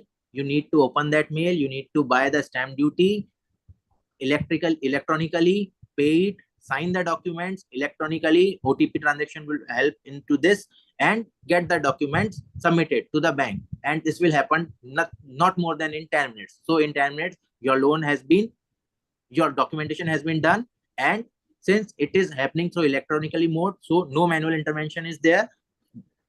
So what is happening? No time will take in document scrutiny. We need to see that all the documents that we have stipulated are received again through electrically. The documents are stored. Now just a click and the amount is there in the account of the customer. So earlier we were saying that it will take 1 week, it will take 24 hours to get the disbursement done. Now it will take only 10 minutes to get the amount done, to get the amount processed into the account of the customer, to get the facility delivered to the customer. So it is increasing the customer delight. And if the customer is delighted, then he or she will remain associated with you for the long time. And because of that, you will make the organization will make profit. Possible recession-driven instability. We have also seen the recession scenario in the past. So recession was very, very bad for an economy, but it teaches a lot. So to take a cue from recession, what went wrong just at the time of that recession, that the recession has happened. So if we learn something from that, then this is very good. So what we have learned why the recession happened, And what should we do that this scenario, this adverse scenario will not happen again? So the answer received from technology, that we need to imply some technology that will protect the amount of customer, the interest of the customer, the data of the customer, everything, and provide an edge to get the transactions, to get the things, to get the services done very smoothly and very efficiently. Anywhere and everywhere banking, round the clock banking is in demand. Because if you want to transfer the money, what was happening earlier, banks were working from 9:30 a.m. to 3:30 p.m. Now, if you want to transfer the amount at 5 p.m., then you need to wait for 24 for entire day. Then again you will go, the bank will open, you will go to the bank and you will get the transaction done. Now, if you want to send the money at 9 p.m. in the night to someone, you are having that services with you. You just use your internet, log in into the net banking or the eNet system and get the transaction done. Regulators intervention. Regulator intervention meaning there were, who is regulator in banking system? NABARD, RBI, these are the regulators, right? Apex Bank is again a regulator. So what regulators are doing, they are getting reports from various organizations, various kind of reports, the transaction that got failed, the transaction that got processed over, the transaction where the excess amount was delivered, the fraud transaction report, branch journal report. So many reports they are getting on month-on-month basis, year-on-year basis. It depends on the transaction that are happening. If the bulky transaction are happening, monthly report needs to be submitted. If lesser transactions are there, but the critical transactions are there, then quarterly report or the half-yearly report. And if some fraudulent activities are there, then we need to report that immediately, or some other kind of transaction wherein the involvement of fund is there, then we need to submit the report on annual basis to the regulator. And post analyzing the report, they call the top management to the particular bank and discuss the thing, or they give directive to the bank that this is the direction in which you need to work more, you need to advance your system more. So this is the regulator's intervention, and at any point of time they can send someone to get the audit done of that particular bank if they feel so. So regulator is also there. Now the market is changing day by day, so we need to anticipate and adapt rapidly to market changes. How can we do this? By maintaining our competitive edge can be challenging when the customer accept around the clock service. So what is happening? अभी हम क्या कर रहे हैं? हमारे customers को around the clock service दे दी है हमको, and which is we are not charging for that. So again, this is increasing the customer delight. He's doing transaction on his own with at no cost, and instantly the amount is getting transferred to the particular account, desired account, or the desired person. Earlier, what was happening? We were using check system. Now we shifted to clearing system. Now we shifted to RTGS, NEFT. Now we shifted to IMPS, instant money transfer. So you need to wait. You need not to wait for so much time. Just click it and the amount is transferred from one account to the another account. A rapidly transforming industry and shifting regulatory landscape add to the complexity. With tailored transformation strategies, streamlining inefficient processes, strengthen customer loyalty. How can we strengthen the loyalty of a customer? If we are offering better services to the customer at low cost or no cost, with proper efficiency, with proper data secrecy, with proper channels, with gateways, then the customer will become loyal and he will do advocacy of your product, of your organization, of your bank, meaning thereby he will get some more customers for you. So this is a word of mouth publicity that the customer is doing for your organization, for your bank. So again, it gives another edge to the organization that the customer is now working for him. So they know they don't want that much marketing team with for them. Drive long-term relationship. association. Now the banks or any institution wants to get the customer associated with them for a longer time. And at the end, what customer will get? Customer will be delighted. Customer will get the transaction smoothly. And what the banks or the institution will get? They will get profitability.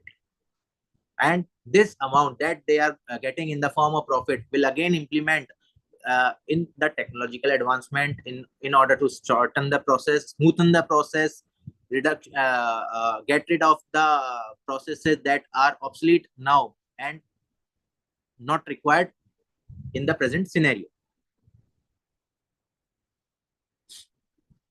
Now let's discuss the shift from traditional banking to e-banking versus customer expectation. It is increasingly moving from a back office function to a prime assistant in increasing value of the bank over time.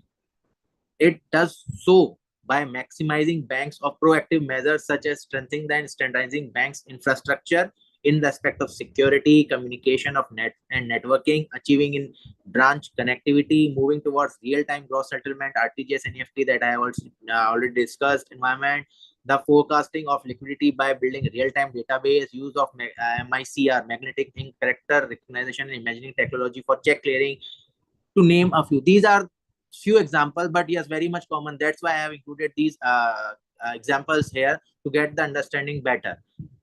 So traditional banking versus e-banking. So e-banking is providing these all the things very easily to the customer, right? And at very low cost for the customer perspective, although it is costing banks in a big way, but the profit that banks are getting in order to introduce these facilities by reduction the cost of paper, manpower, man hours, everything, they are capable enough to make a far handsome profit because of this advancement. So RTGS is happening, right? What IT or the this information technology or the technology team, let's say technology team is doing for bank, they are doing software enhancement, technical enhancement. Simultaneously, they are capable enough to generate huge and very essential and important reports for analytical team, because analytical team wants some database, a big database, that the trend, to understand the trend in which the customer is shifting. If the customer wants to shift from paper working to paperless working, then the data is there with them. Now they can hold their system with the help of the database, the result of database, the analysis that they have done.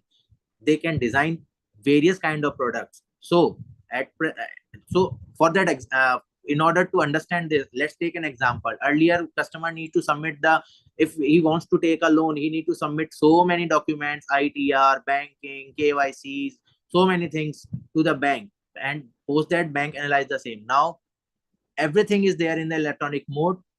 Bank generate the CIBIL, bank get the data electronically and analyze and banks are having their software, they are having their systems, they are having their boards with them.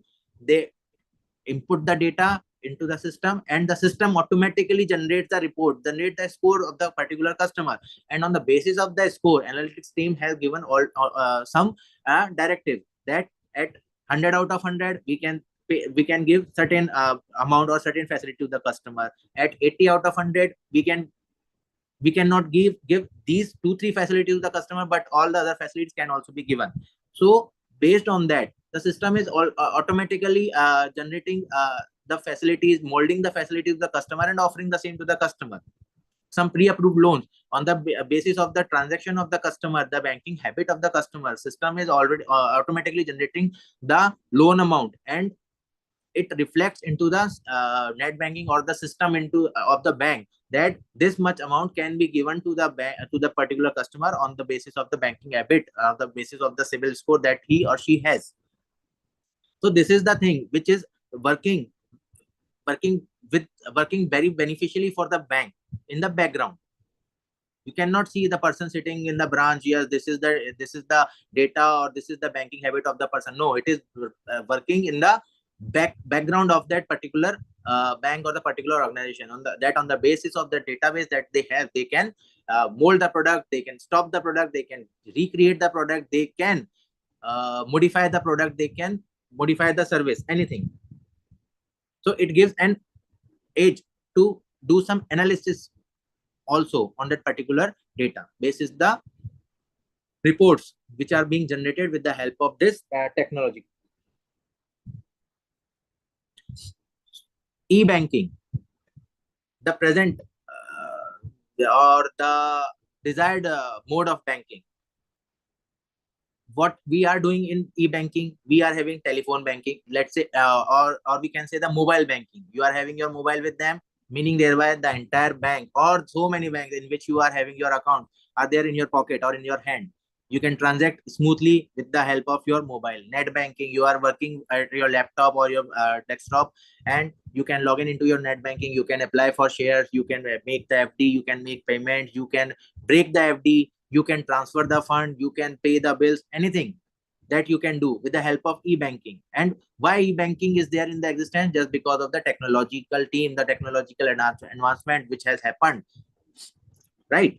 ATM is there now. No need to go to the teller, no need to fill the form, no need to wait in the lines. You just go to the ATM machine, or ATM meaning thereby not to that particular bank's ATM, any ATM you can go, right? Debit card, credit card, with the help of these debit card, credit card, you can do the transactions, any transaction you can do, you can make payments, anything. Electronic fund transfer is happening. IMPS is the new thing which is there, in which the amount get transferred from one bank to another bank's account very instantly. You just click it and the amount will be there into the account. So barriers are getting reduced because of this technological advancement. Now you are having, now so many banks are there and you are having accounts in various banks, but if you want to transfer the fund, if you want to avail any service, barrier would not be there. You can get it instantly. Payment gateways are there, right? Online currency exchange, if you want to exchange the currency, you want to go abroad, you want some currency which is there in the another country. So if you want to exchange the currency, online currency exchange is there. You can buy, sell the currency through that gateway, through that service. Biometrics, I have already discussed that. With the help of your biometrics, you can even, you do not even need an ATM card to get the amount withdrawal from the ATM. You, with the help of biometrics, you can sign your loan document. With the help of your biometrics, you can do other transactions which are being done through OTP as of now. Now with the help of this biometric, OTP would not be no longer be required. Many banks have modernized their services with the facilities of computer and electronic equipment. The electronic revolution has made possible to provide ease and flexibility in banking operation to the benefit of the customer. Right? Status of e-banking in India. I am having some data. I am presenting some data to you, although it is an old data, but it is very important in order, as far as the understanding perspective is concerned. If we see the graph that have orange and blue color, the paper-based working and the versus the electronic working, right? The paperless working is continuously reducing from 2008 to 2009 to 2010 to 2011, and simultaneously the electronic mode of working, the electronic banking is increasing, and the share of electronic banking is very much higher. So people is willing to opt with the to go with the electronic banking instead of paper-based banking. Let's earlier, what was happening in 2008? High value clearing was 21.8 in million, and the value in crore was 4550667. Now it has reduced to 0. Now high value clearing is not happening because RTGS in NEFT, IMPS, electronic fund transfer is there. So no need to go with that clearing, right? So this is just an example which shows that the electronic or the e-banking system is the demand of an hour, and it is adopted by the customers also, bankers also, and any other organization also. What are the benefits of e-banking? Benefits of e-banking to the customer. It gives anywhere banking right? And it doesn't matter that in which part of the world, in which part of the globe you are sitting. Balance inquiry, request for service, issuing instructions anywhere is possible from anywhere in the India, anywhere in the world, anywhere, any corner of the world. Anytime banking is there. Cost of banking, this thing, this technological advancement. Why banks want this technological advancement? Because it brings down the cost of banking, and if the cost is bringing down, the profit is increasing. Profit and cost are improportionate. Cost is not directly proportionate to the profit. If the cost is increasing, profit will reduce. If the cost is reducing, profit will increase. Cash withdrawal from any branch, if you want to withdraw the cash, you need to go to any ATM of any bank and get the thing done. Online purchase of goods service, including online payment of the same, right? These are the some examples that showing that this is quite beneficial to the customer. What are the benefits that banks are getting? Innovative scheme, address competition, and present the bank as technologically driven in the banking sector market, which provides an edge to sustain in the market, to provide an extra edge to the customer in terms of services, better services and facilities, and the products or policies that they have. Reduce customer visit to the branch and thereby human intervention. If the technology is working or the system is working for you, then there would be no human intervention, and the chances of deviation or the chances of error would be lesser. In intra branch reconciliation is immediate. Earlier what was happening, there was a very huge team in all the banks to do the reconciliation, because the data was there in manual record or on the papers. Now everything is in electronic form or digitized form, so reconciliation is just a click away. You need to get the data assembled in the desired format, run the macro, and the reconciliation will be done, and you will be there with the result in next 10 to 20 minutes. So it gives an extra edge to the bank or to the any organization. Online banking is an effective medium of promotion of various scheme of the bank and marketing tool indeed, right? So we can do promotion of various activities through online banking. Let's say you are doing banking, in between you just got a pop-up that yes, this bank is also providing this facility to you if you want to get avail. You have seen Eva, you have seen Siri, you have seen so many boards helping you at the time of doing transactions, right? So integrated customer data paves way for individual and customized services. Impact of IT on banking system. The banking system is slowly shifting from traditional banking towards relationship banking, right? Traditionally, the relationship between the bank and its customer has been on a one-to-one level via the branch network. This was put into operation with clearing and decision-making responsibility concentrated at the individual branch level. The head office has responsibility. At that point of time, what was happening, the responsibility was there with the head office. That overall clearing network, the size of branch network, and the training of staff in the branch network will must be there at place. The bank monitor the organization's performer and set the decision-making parameter, but the information available at both branch staff and their customer was limited to one geographical location. Now, what happened to the banking scenario after getting IT facilities or IT infrastructure in place? Now, geographical barriers are no longer sustained in the banking industry. The modern bank cannot rely on its bank network alone, right? Customers are now demanding new, more convenient delivery system and service such as internet banking have a dual role to the customer. They provide traditional banking services, but additionally offer much greater access to information on their account status and the bank's many other services. To do this, bank have to create account information layer, which can be accessed both by the bank staff as well as the customer themselves. The use of interactive electronic link via the internet could go a link way in providing the customers with greater level of information about their own financial situation and about the services offered by the bank. Now let's see the impact of IT on privacy. This is a very crucial aspect, because if the data that bank is, if the data of customers that is being maintained by any organization, any financial institution is not secure and which is accessible to any person, then the situation would be very adverse and the drastic for any and for bank and the each and every customer that the bank have, because the information of every customer can be accessed by anyone, which must not be the case.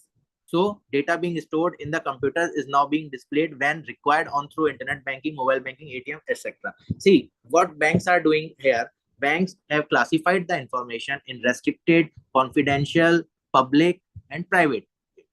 These are the four things in which the informations are being classified. If the information is public, let's say bank needs to needs to do some promotion activities and want to say that yes, these are the 20 lakhs customer that we have. So this is the public information. But if you want to see the data of that 20 lakhs or 20,000 customers, this is confidential, right? And the strict information, meaning thereby the information which can be accessed by the top or the senior most person of the bank, and which cannot be shared with any other person. So these are the layers, these are the classification of information in which banks are getting the information stored with them, and which is not quite easily accessible to anyone, right? All this has given rise to issue of privacy and confidentiality for data. Are the data processing capability of the computer, particularly the rapid throughput, integration, and retrieval capability, give rise to doubts in the mind of individual as to whether the privacy of individual is being eroded. So for that purpose, banks are striving very hard. They are installing firewalls, they are installing antivirus, they are installing some boots, they are installing some secure networks, gateways, to save the interest, to protect the information, protect the transaction of the customer or the bank or for any organization. For that purpose, the need of a very sensitive and very decorated IT person is there. So if you want to run any organization, as I have already earlier in the earlier session, I have said that if you want to run an organization, you cannot run it alone. You think that you are a banker and you can do everything on your own. No, you need some IT person, you need some technological advancement, technical know-how. Then only you can survive, then only you can build that kind of network which is desired, which is safe, secure, and through which all the transaction and all the changes, all the modifications can be done easily. So long as the individual data items are available only to those directly concerned, everything seems to be in proper place, which is required. But the incident of data being cross-referred and created detailed individual dossiers gives rise to privacy problems. So banks are dealing with these things on daily basis, and banks actually do not want to open or do not want to share the data, and for that purpose they are doing their technological advancement, their information restriction at a very big level, and for that purpose they are having their separate team with them. So so just I mean to say, in the bank you will not only see person who is from financial background. No, you will see some engineer, you will see IT guy, you will see some person from regulatory team, you will see some person from audit background, you will see some person from other technical backgrounds, because collectively we can make that infrastructure or that system that is required to save the interest of the customer and simultaneously the interest of the bank, because we do not want the customer, we do not want to lose the customer. We believe in the relationship banking as compared to the traditional banking earlier that we were having. Customer feels threatened about the inadequacy of privacy being maintained by the bank with regard to their transaction and link at computerized system with suspension. So for that purpose, banks always say, do not share your OTP, do not click on the link. RBI is also, driving educational drive for the customer, for the investor. So for banks also, that these are the scenarios in which you will be impacted, through which you will be impacted drastically and adversely. So you need to be educated enough that do not be prey for that. Some challenges. It has not been a smooth sailing for bank keen to jump into the IT bank wagon. There have been impediments in the path, like the optics once shown by trade union who felt that IT could turn out to be a threat to secure employment. Further, the bank faced difficulty to expand its branch network in remote, because in remote rural areas, network problem is there, internet was not there. So it is the challenge for any organization to how to set up a unit in the rural segment where the basic infrastructure facility is not there, right? So these are the challenges. Another challenge bank have faced corners of inability of bank to retain the trained and talented personnel, because if you want to do technical advancement, then you need to continuously educate the existing manpower. You need to have a talented and the person who are at par as far as the technological information or technological hand is concerned, or the person having good knowledge about the technology. These are the challenges that generally banks are being faced. Increasingly use of IT in bank has also brought up security concerns. I have already discussed that security concern is the prime focus for any organization, and banks especially. The passing of IT Act has become a boon to the banking sector, and banks should now ensure the abide strictly by its covenant. An effort should also be made to cover e-business in countries' consumer law. The choice of right channel, justification of IT investment, ROI, e-governance disclosures. These are some examples which are the major challenges and issues in the use of IT banking operations. What are the tools that IT has given to banking? Paperless banking with the help of e-signing process, implementation of biometrics, bill or toll processing gateways. Payments are getting debited directly from the account, right? Customized product offerings, surrogate products are there. Surrogate products meaning thereby products in which we are offering services to the customer based on their banking habit and the score that they have. Availability of records online, tap and pay, cardless withdrawal, offering products with the help of AI, artificial intelligence, RTGS, NEFT, IMPS platform is there. eNet, which is a new thing, is there.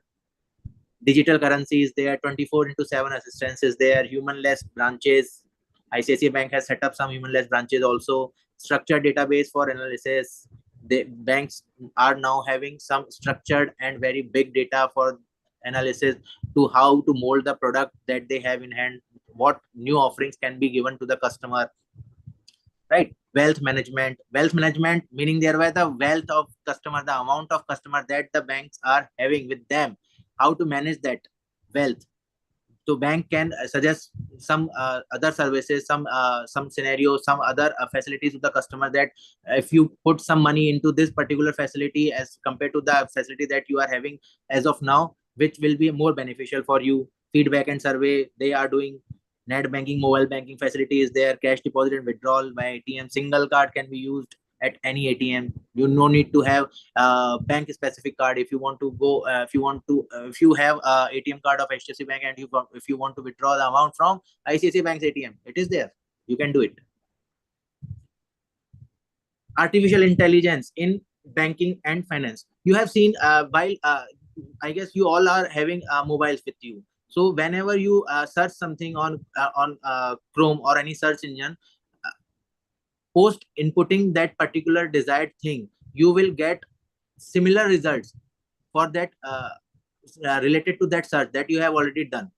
Why it is happening? Because artificial intelligence bot is working for you in the background. So it helps, it provides you the facility that if this information is not relevant to you, you can see these are other informations also to get your things or to get your desired work done.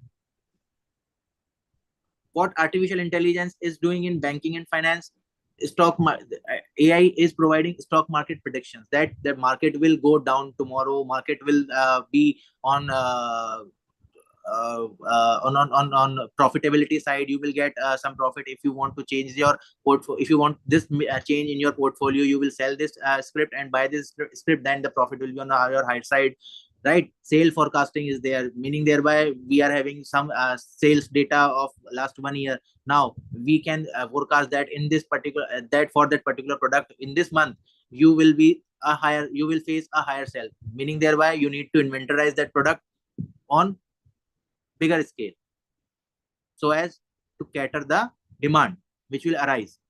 Trending, what is the trend line of that particular product? It is improving, it is not improving, or it is growing, not growing, or the changes are required, right? Personalized banking, what are the new facilities we can give? So risk management score are being generated with the help of this artificial intelligence. So on the basis of that score, we can classify the customer, that this is the HNI customer, this is the retail customer, this is the business banking customer, and accordingly we can offer the products to the customer, right? Entry fraudulent system, boards and gateways, right? These are the things which help us to secure the amount, secure the interest of the customer or the bank in order to stop the fraud activities, right? Artificial intelligence in banking and finance, we see robo advice. If whenever you log into the net banking or the web page of the customer, you generally see the Eva which is there, which is a bot with bot that is having some information, and on the basis of that pre-filled information, it can help you. Anti-money laundering and fraud detection techniques are there.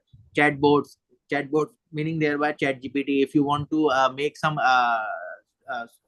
note on that particular topic, then ChatGPT will help you, right? Algorithmic trading, meaning thereby if you are having a database and you need to get some desired result from that particular database, but it will take some time.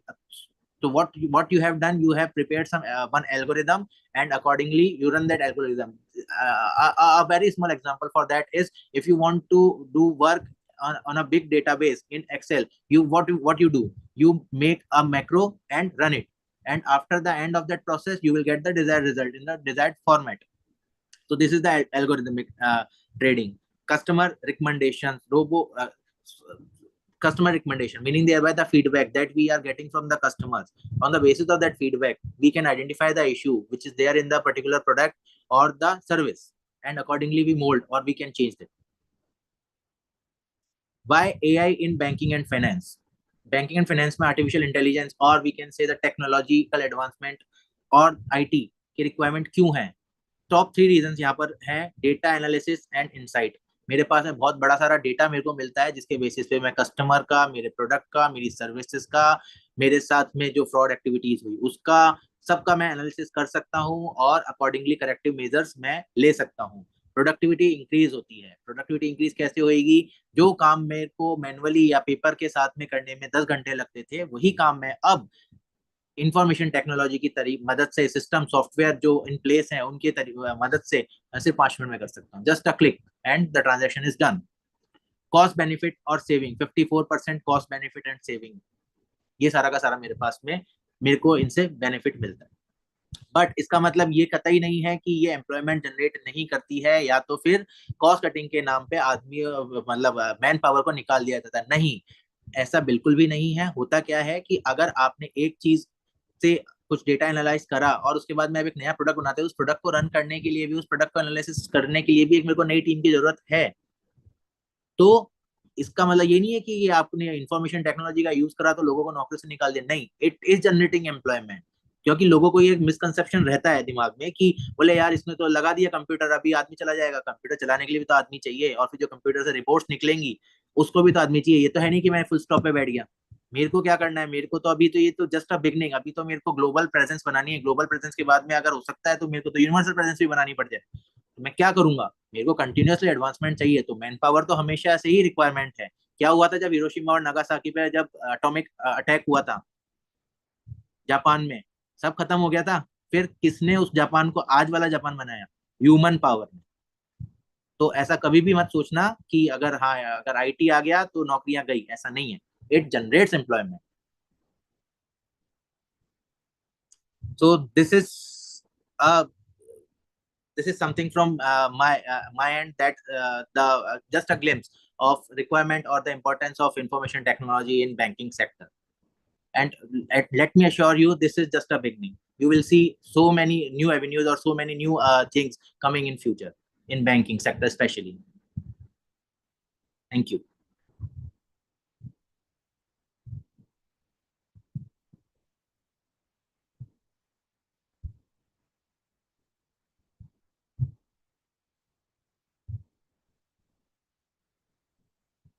Hello.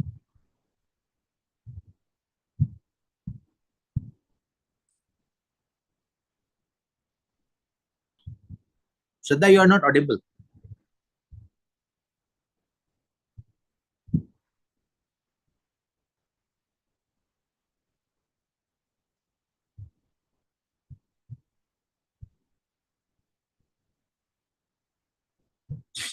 Hello.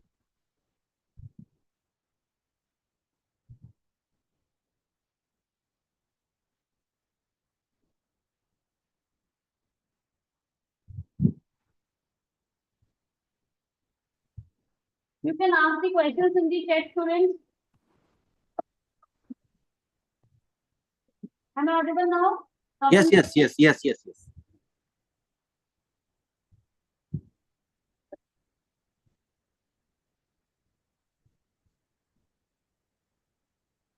So have started asking the question.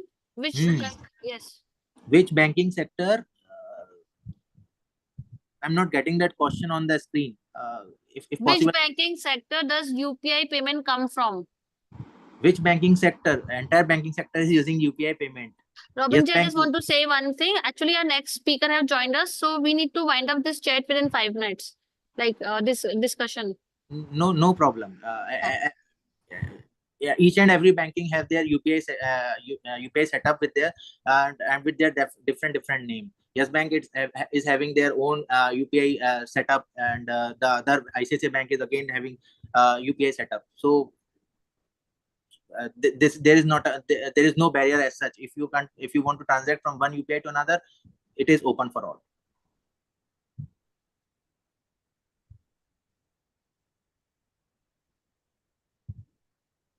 Students, any more questions?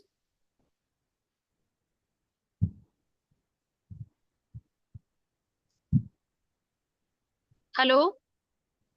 Tell about Google Pay. Google Pay. If you Google Pay is a payment gateway. If you want to pay amount from one account to another account, one phone number to another phone number, one email to another email, you can use it. You can make payment to your vendors. Electronically, money can be transferred from one account to another account. Although there is a limitation of 1 lakh as of now, but in future it will be increased.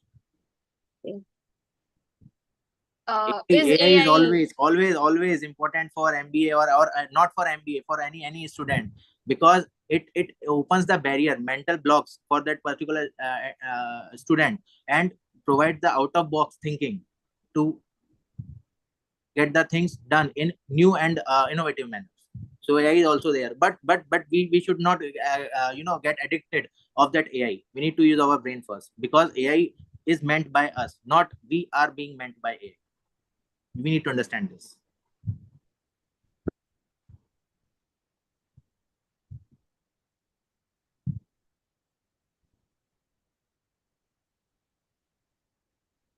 But you are not able to read the questions. They are asking all the payment scams. Payment scam just see, major payment scams are happening because of the unawareness of an individual or a customer, because they are getting the lucrative message that yes, you just click on this particular link and that the 50 lakhs will be there in your account. भाई कैसे आ जाएंगे 50 लाख बिना कुछ करे हुए? So we need to understand, RBI, so many banks are driving the educational drive that you no need to give your personalized information to that link or the person who is not known to you. You need to not to share your OTP. You need not to share any other account details or the classified information to the person. Then only you can save yourself now. But if the fraud transaction what happened, you need to report your bank within 3 days of that particular transaction, and there will be a 95% chances to get your amount back into your account within 7 days. But post that, it will be a dicey for us, because this is anti-money laundering activities running happening over there, and the amount will be transferred in so many accounts from which retrieval is not possible. One last question. Would you like to say something about WCTM? As far as WCTM is concerned, I am associated with WCTM team Shraddha from so many years, and WCTM is a very good institution. And students, you are lucky to have that to get the admission into this particular organization. Teachers are very cooperative, very intelligent, knowledgeable, and they will give you an extra edge as compared to the other IT organizations or institutions. At the end of the day, when you got your curriculum end, you will definitely be having a job in your hand. Rather, in the second last semester of your curriculum, you will be having the job or the placement in hand. Although the institution is striving very hard, and I guess the 100% placement ratio is there throughout the years with the organization. So this is just a win-win situation. If they are doing well for you, you need to contribute something for you by giving something to the society, and it will definitely increase the fame and name of your institution also, that yes, this is the person from WCTM and who is giving something to the society. So let's create a win-win situation for WCTM, and WCTM is such a good organization. So Thank you I'm so much for your kind. very much happy for you that you are there in safe hands. Thank you so much, Rohan Gupta ji, for your kind words. And thank you so much for taking out time to be with us today and sharing your knowledge and expertise with us. We truly appreciate your valuable contribution to our orientation session. And we hope to have many more opportunities to learn from you in future. Thank you for your time. Thank you. Goodbye, students. Yeah.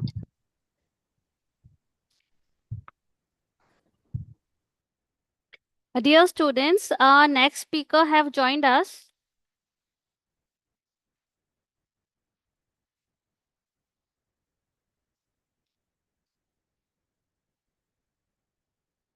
Hi, Our hello next, everyone. our next speaker and a distinguished guest, Dr. Pierre Louis Guha from Ireland have joined us. Very good afternoon to you, sir.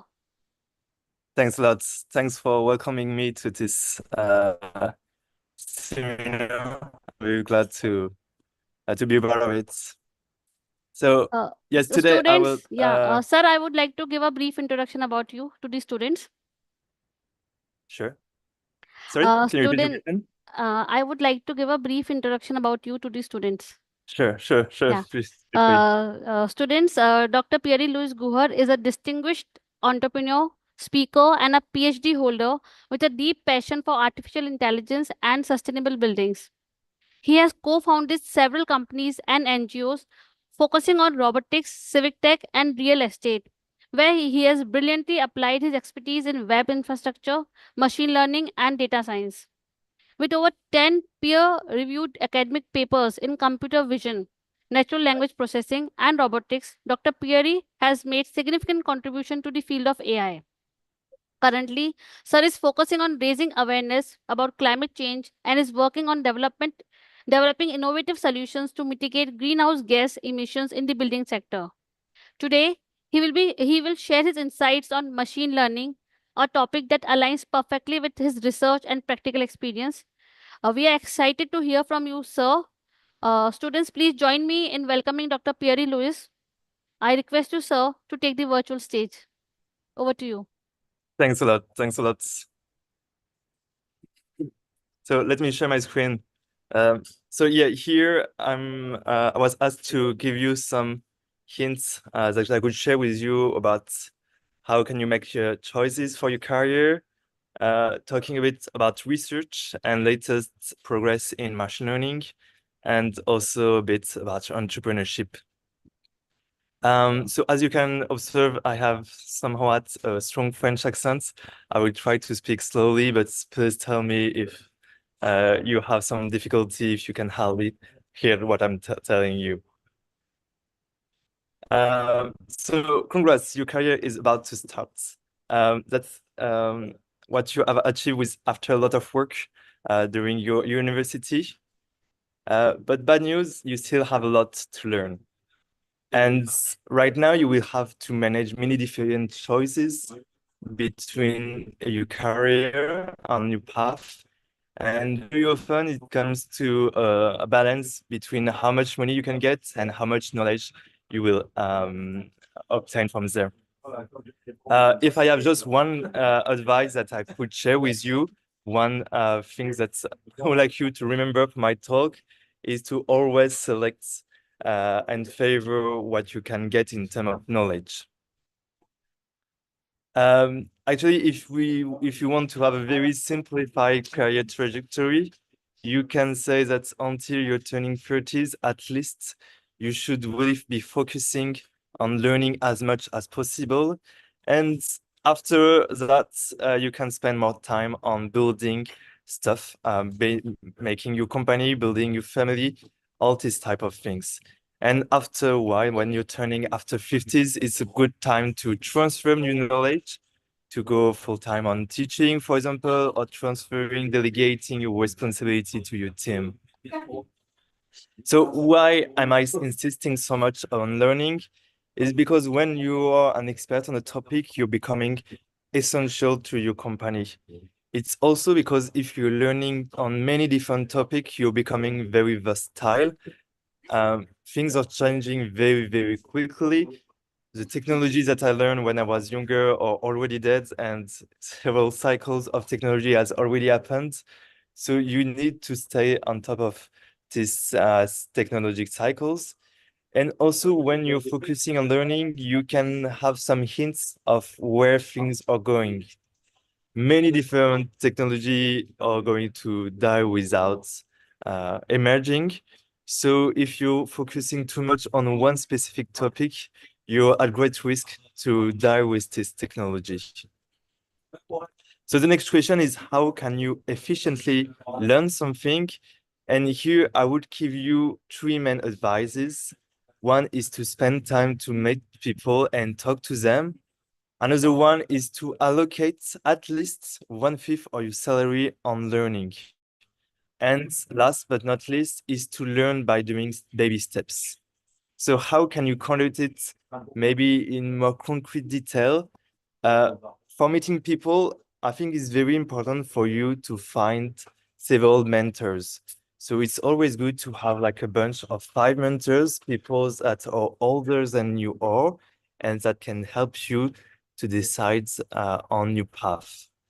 And for them, and also with other people that you meet, it's very, very important in my mind to ask them what are their current challenges. Try to focus the discussion not about you, not about what you should do, but what are the current problem right now.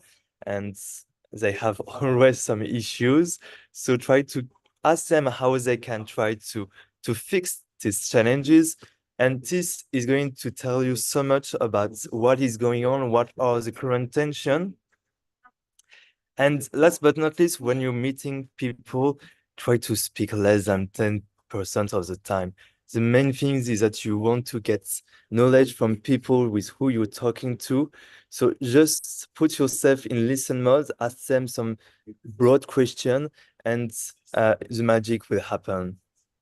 So how can you spend intelligently the salaries that you're allocating to learning? Well, I think it's very important to invest in at least one book a month. Book can be quite expensive, so it can represent a serious part of your budget. It's also important to spend money with restaurant, because if you want to meet people and have nice conversation, it's much better to invite them. It's one very good way to nurture your network. And also don't hesitate to spend a bit of money on some side projects that you can conduct on a part of your main work, to continuously learn some new tools, learning some maybe invest a bit on some hardware, maybe invest on some software that you think will be relevant for your career later on. Last but not least, how can you conduct some baby steps? One thing which is really important is to conduct some proof of concepts. So the main idea is not to be too much perfectionism when you want to learn. You just want to build something small, something that you will be proud of. And a second hack to learn efficiently is to teach. It's kind of crazy how much on the class, the one that is learning the most is your teacher, is the one that will retain 90% of all of the content, whereas student might remember much less. So spend also time to teach in order to learn. So that was first part of my talk. Now I would like to talk to you a bit about artificial intelligence. I just observed that the previous speaker also was speaking about it.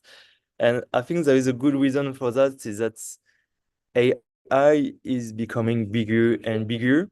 And to get a sense of how much impact it is going to have, or it already has in our society, it's good to decompose, to factorize impact as a cross product between magnitude and speed. And speed, you can monitor it quite quickly by looking at with all of the progress. For example, in text to video, the first buzzy example were provided 2 years ago with, for example, this dog wearing a superhero outfit with red cap flying through the sky. So you provide these prompts to the software, and the software is outputting this video. But quickly, just 1 month later, Google has released another very interesting papers with more complex activities. So here on this video, like there is much more steps in the video, and you can see that there is still some consistent temporal achievements, but overall the video, honestly, it looks very bad. So 2 years later, 1 year and a half more exactly, you had a really amazing paper from Google called Lumiere, and on which they have released very high definition videos. And later on February this year, OpenAI has made all the headlines because they have released a very long video with a woman walking down on the Tokyo streets. And what was really amazing was not only how much realistic she looks like, but also how much the background detail are consistent temporarily. So the first version of artificial intelligence, on the backgrounds, there was pretty much only some noise, and you should really not look at it because you will directly understand that this is artificially generated, whereas right now it's even people walking on the background, it looks realistic. So also, which type of magnitude does it has? One way to look at it is by looking at all of the different softwares that has been released for text and writing, for video and audio, for image designing, for creating some ads, for editing images, for video, music, audio editing, for summarization, and so on and so forth. You have also many different, you have whole field that has been created, MLOps, machine learning operation, which aims at creating tools for developers to make them more efficient in building new ML products, and many different products for better decision and data analysis. So how much is it going to, like, we have some new amazing tools. How much is going to impact the society is also depends on what we do with this new software. And this is also where you can observe some inertia, because you can provide like really great tools, but people don't really know what to do with those tools. And that's the main uncertainty right now. So it's maybe just a question of inertia behind. But so where is it going to? The idea is really to create something as on the movie Her with Joaquin Phoenix and Scarlett Johansson, where Joaquin Phoenix is falling in love with an artificial agent with who he's talking to. And OpenAI invited myself and my son. so here on this video, you can see that the GPT-4o is used as an assistant to solve and teach to a student how to fix some mathematical problem. And it's quite interesting because here you have something similar, meaning like an artificial intelligence that is able to understand natural language processing, that is able to understand what is on the screen. It's also suffered from larger drawbacks. For example, in terms of memory, it has some very limited memory abilities so far. This is something that is going to be fixed in the future. There is not much uncertainty. We know how to do it. It's just much harder to build tools with memory. What is very challenging is to fix how you can do some reasoning. So let me go further on it. Oof, why is it? What is happening? Okay. So why do we have some limited reasoning ability? Is because so far we are teaching models only with by looking at data and trying to guess what is missing on it.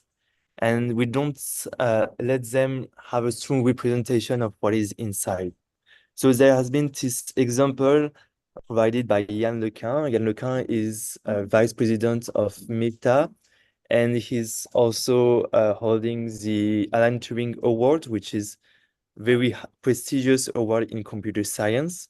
And so he's providing an example of how you can like reason, like something that you need to reason about with your visual representation to get the answer of it. And for GPT at that time, it was impossible to answer to this question because it was only reasoning analytically without having this mental representation of what is going on. So that's the main challenging, and it's not clear if it's going to be solved. Yesterday, there has been a new model called O1 that has been released by OpenAI.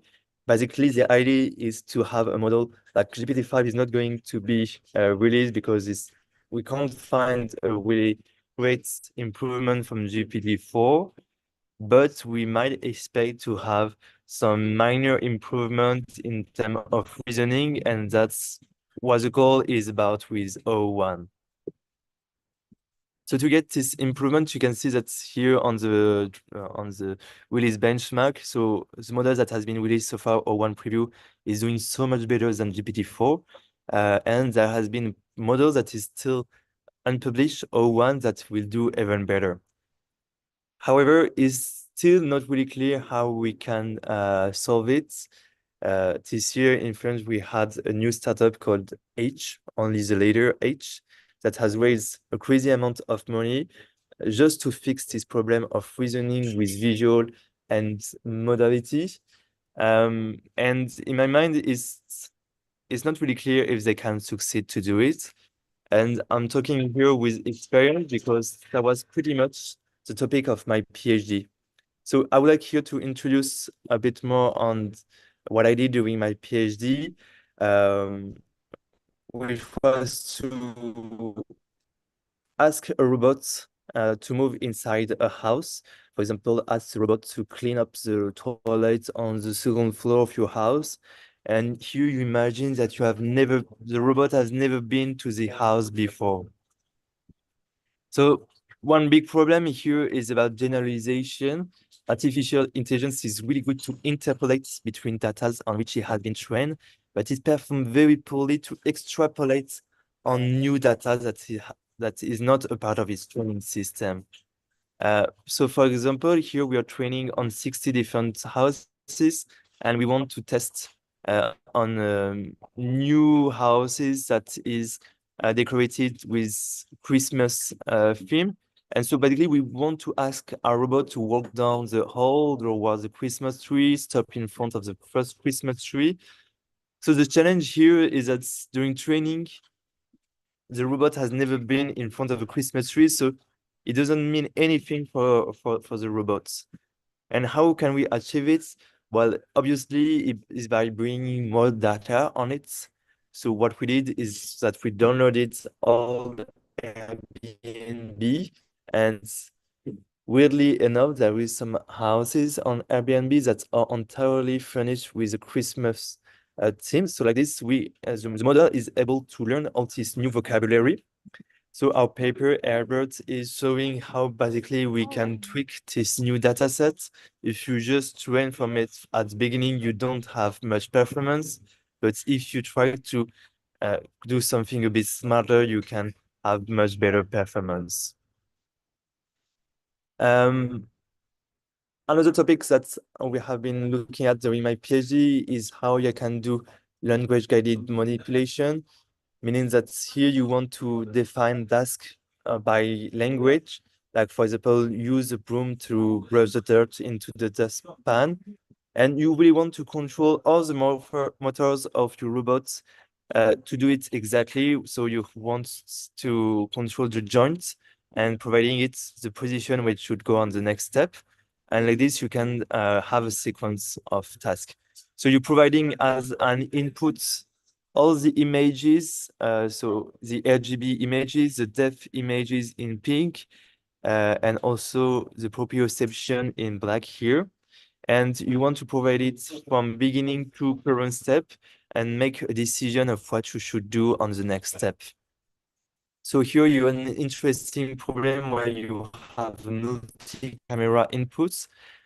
And a solution that we call the HiFormer, basically what it does is having an encoder, so something that is looking like ChatGPT to have some vector representation of the task input. We are also providing the images that are encoded with some neural network called a UNet that is providing some vectorized representation of what has been done before. And we are providing it inside a transformer. So actually, all of you are already familiar with transformer because transformer is a T in GPT. So from this transformer, you are predicting a new vector that you can use to upscale it inside a new images on which you want the robot to focus on. And from that, you can build a new action on it. So let me go quickly on it. What is interesting, I think, on this new model is to say that there is so if we want to scale up machine learning to new tasks, there is mostly 3 different ingredients.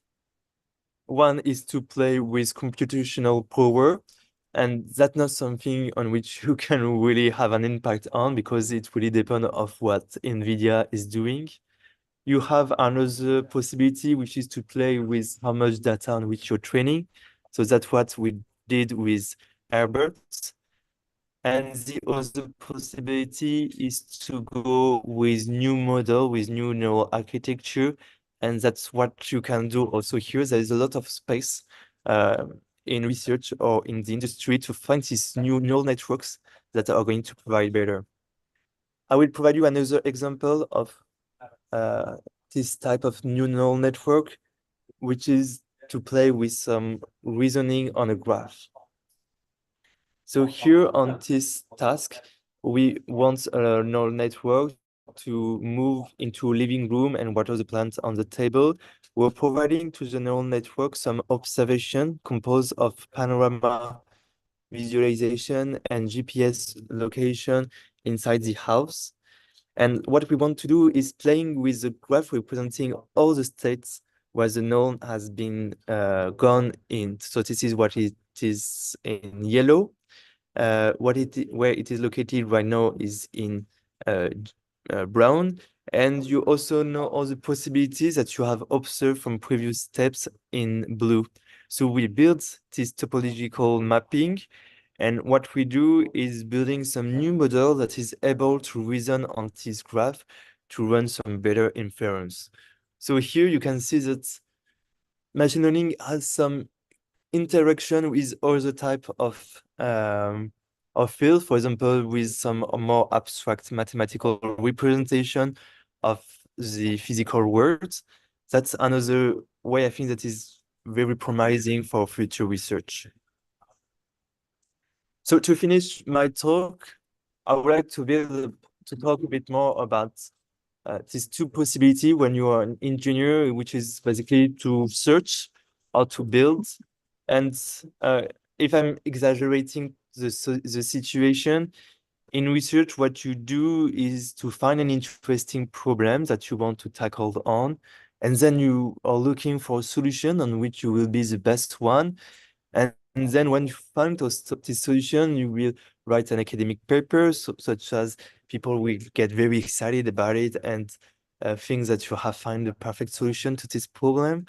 And once you have done it, well, you basically restart from it and tackle down a new problem, maybe that is related to the previous one, but you iterate on it step by step. So like the ideal is to do this iteration roughly at least twice a year, and maybe 3 times, maybe 4 times a year.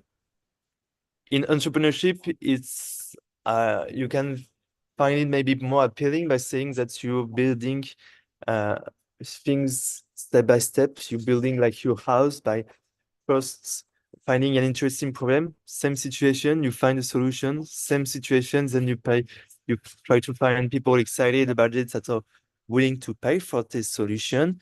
But the next step is different because you don't start again, you develop from there, you build a team, you get extra funding, you get new customer, and basically you replicate what you did.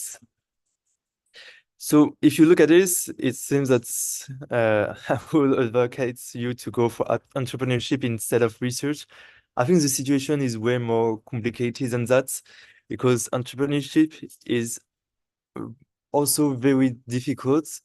And basically you have all of the time so in research, basically all your research depend on you, and maybe on 1 or 2 of your colleagues that are working with you. Whereas in entrepreneurship is depend on many different new type of problems, and all of the time on your journey you are receiving all the bad news. You're like, when something is going well, people won't tell you about it because they don't need you to focus on it. So you basically extract all the problem of your company that are directed to you. So the only way to not becoming too much crazy is to build this reality distortion field. This has been named by Steve Jobs. And the reality distortion field is basically something that it keeps you from the reality. And on it, every problem, you just think, it's not a big deal, we're going to fix that. What I mean here is that if you go for entrepreneurship, you will have to outcome more challenges and more stress, and it's very easy to get some sleepless nights. So maybe a bit more, how does it work on when you want to start, if you decide to start a new venture? The recipe is actually very easy. It's all about finding a niche market. So a niche market is it is to find a situation where some actors are sharing the same problem and they are well connected to each other, such as if you fix the problem for one player, the other players on this market will be aware about. A niche market is something that is small, because the idea is that you want to quickly reach a monopoly, being the main actor to solve this problem on your niche market. So if you target something that is too big, well, it's unreasonable to think that with a small team, you can fix your niche market. A niche market also, as a definition, is that so far there is no strong competitors that is solving tackle down the same problem as you're doing.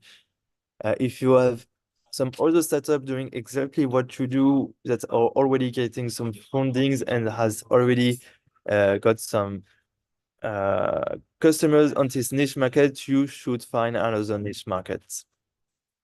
So once you have found this niche markets, you want to make sure that the problem for the people is such a pain that the people will accept to pay your product development. That's something a bit weird why they're not paying it for themselves.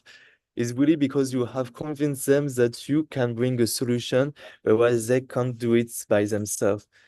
When we were launching our product, we had one company, a huge United Kingdom based company. They were not really good in computer science, so I had to convince them that I would be able to fix this problem, whereas for them, they would have to invest a ton of money. It's gonna take so much time to to achieve the same problem. Also, at that time, they pay a product that I was telling them, okay, it's kind of working, whereas it was barely developed so far. And when they tried it, it was full of bugs. And actually, they were happy about it. So for me, I was feeling very ashamed of how the product was looking at that time. But as they were in such a pain and worry about the problem I was fixing, they were just happy to use a software that was completely buggy with some missing features that was looking very bad. So once you have found this problem and fix it, well, your next step obviously is to tell the competitors what you fixed. If you're on a niche market, your competitor should already be aware of it, because as we said, the niche market is very well connected. So you want to scale up to all the other competitors and roughly get 50% of the market value on this niche. This is why, again, a niche market should be small, because it's unreasonable to get 50% of a huge niche market. So that's the first step. And once you have achieved these 3 steps, you know that you are working on something serious. You know that your startup is going to do something interesting. So you don't know how much is going to survive, but you have here an additional some good seeding foundation. What I'm telling you is like, this is true maybe in 90% of the cases. You have some other way to start a startup. There is no unique solution, and everyone will tell you a different version of how to build a startup. So some people really prefer just to get some funding, a lot of funding, and fixing a problem that they're not really sure they will be able to fix without having a niche market. Let's just say that this is a safe way to, like, the easiest way to start a startup. The second very important ingredient when you want to build something is to build a funding team. So funding team is something different from regular employee, because funding team is really people that you trust a lot. You trust them so much that you want them to challenge you, to tell you, okay, what I did was wrong. I should have done that instead. And when they're telling you all the mistakes that you did, you give them credit for. And when they help you to achieve some things on which you failed, you have to credit them for what they did. This is something very, very important. You can't fix all the world problem only by yourself. You need to find some people that will be dedicated to fix this problem with you. Okay, I can see that I've been already talking for like roughly half an hour. Thanks a lot for listening to me, and I would welcome some question. Yes, sir. Students will write the questions in the chat. So students, you can write Okay, the questions in the chat.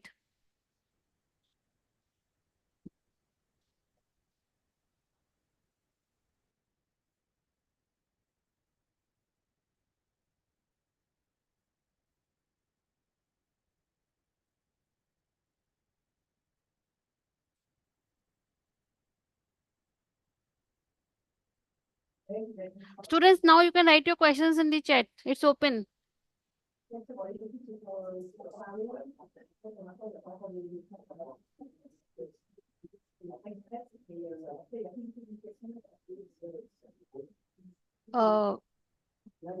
Luis, sir, there are lots of questions students are yes, asking from. Yeah. indeed.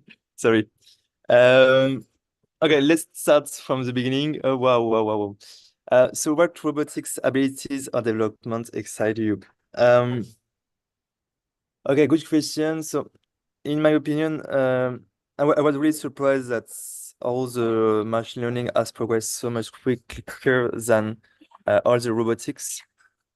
So like all the hardware is lagging behind the software, and it's not really clear how fast it's going to go.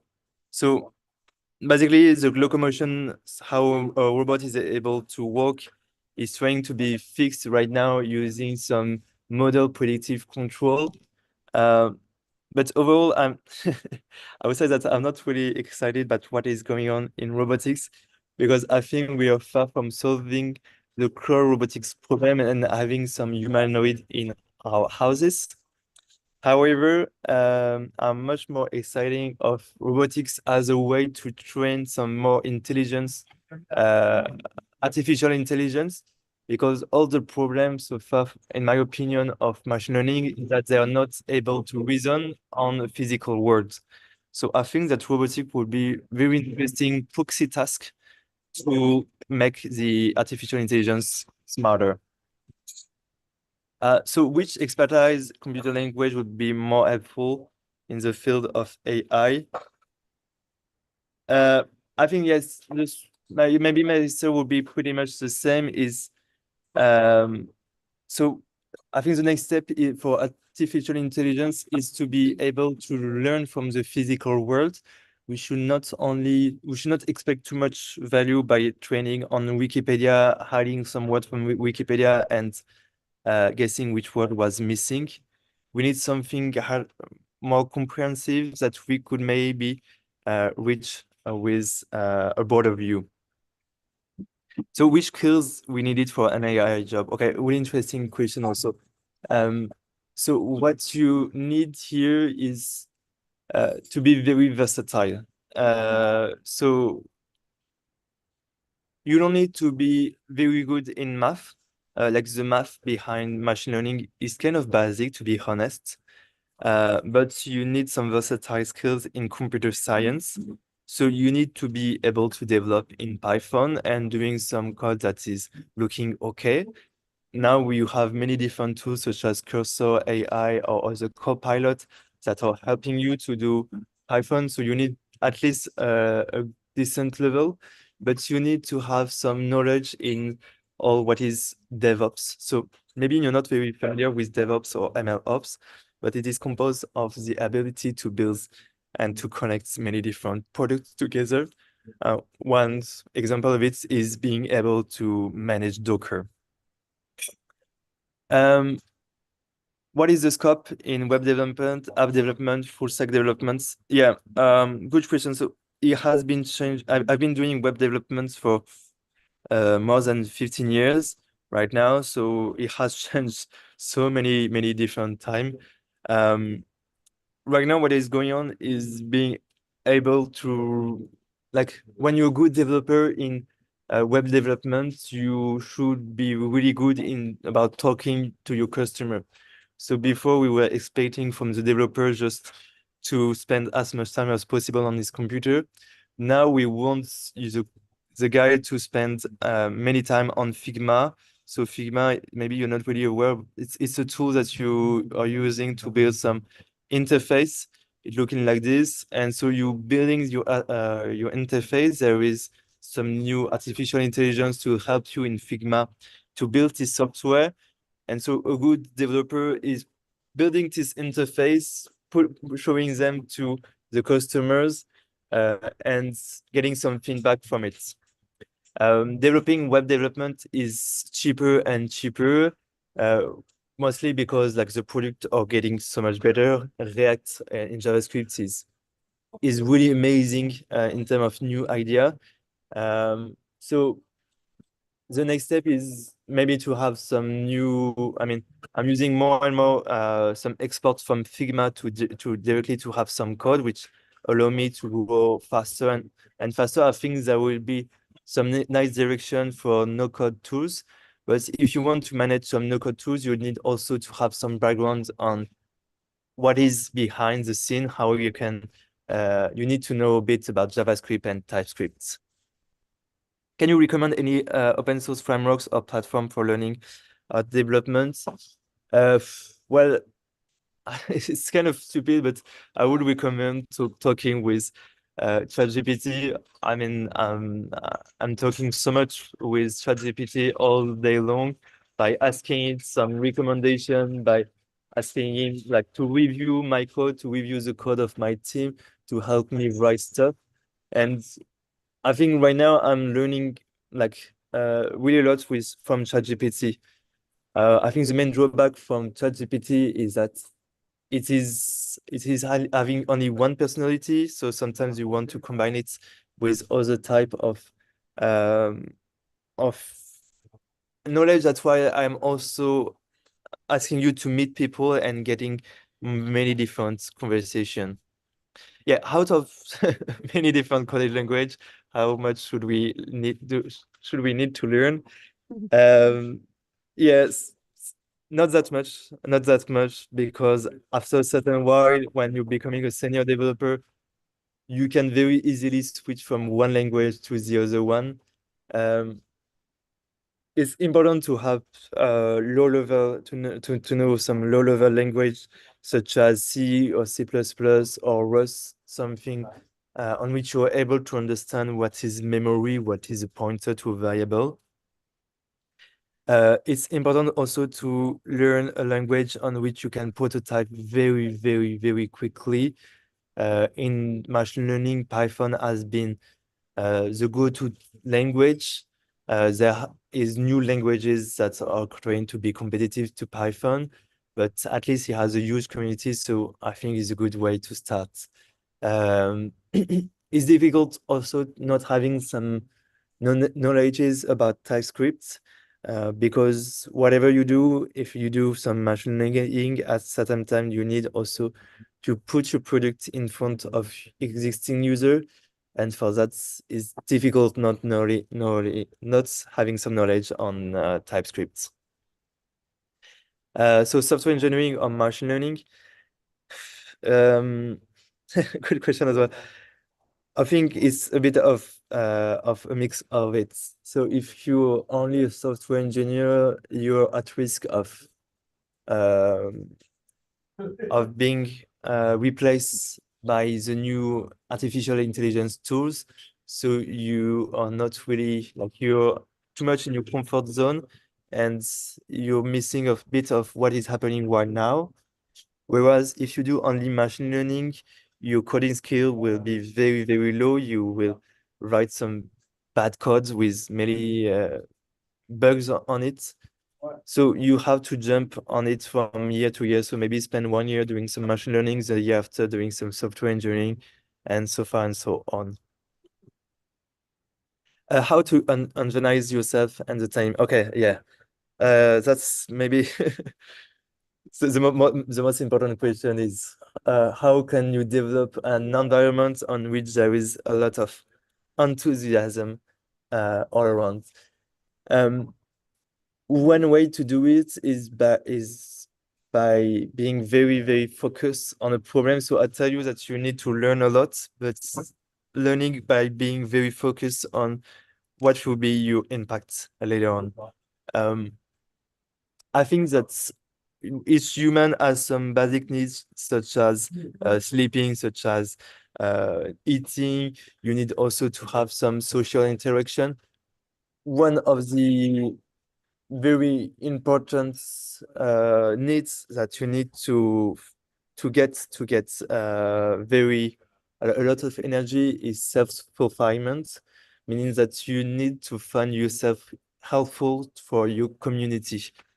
You can't last long if you think about yourself bad, if you think that your action are going to have a bad impact on the society or on your community.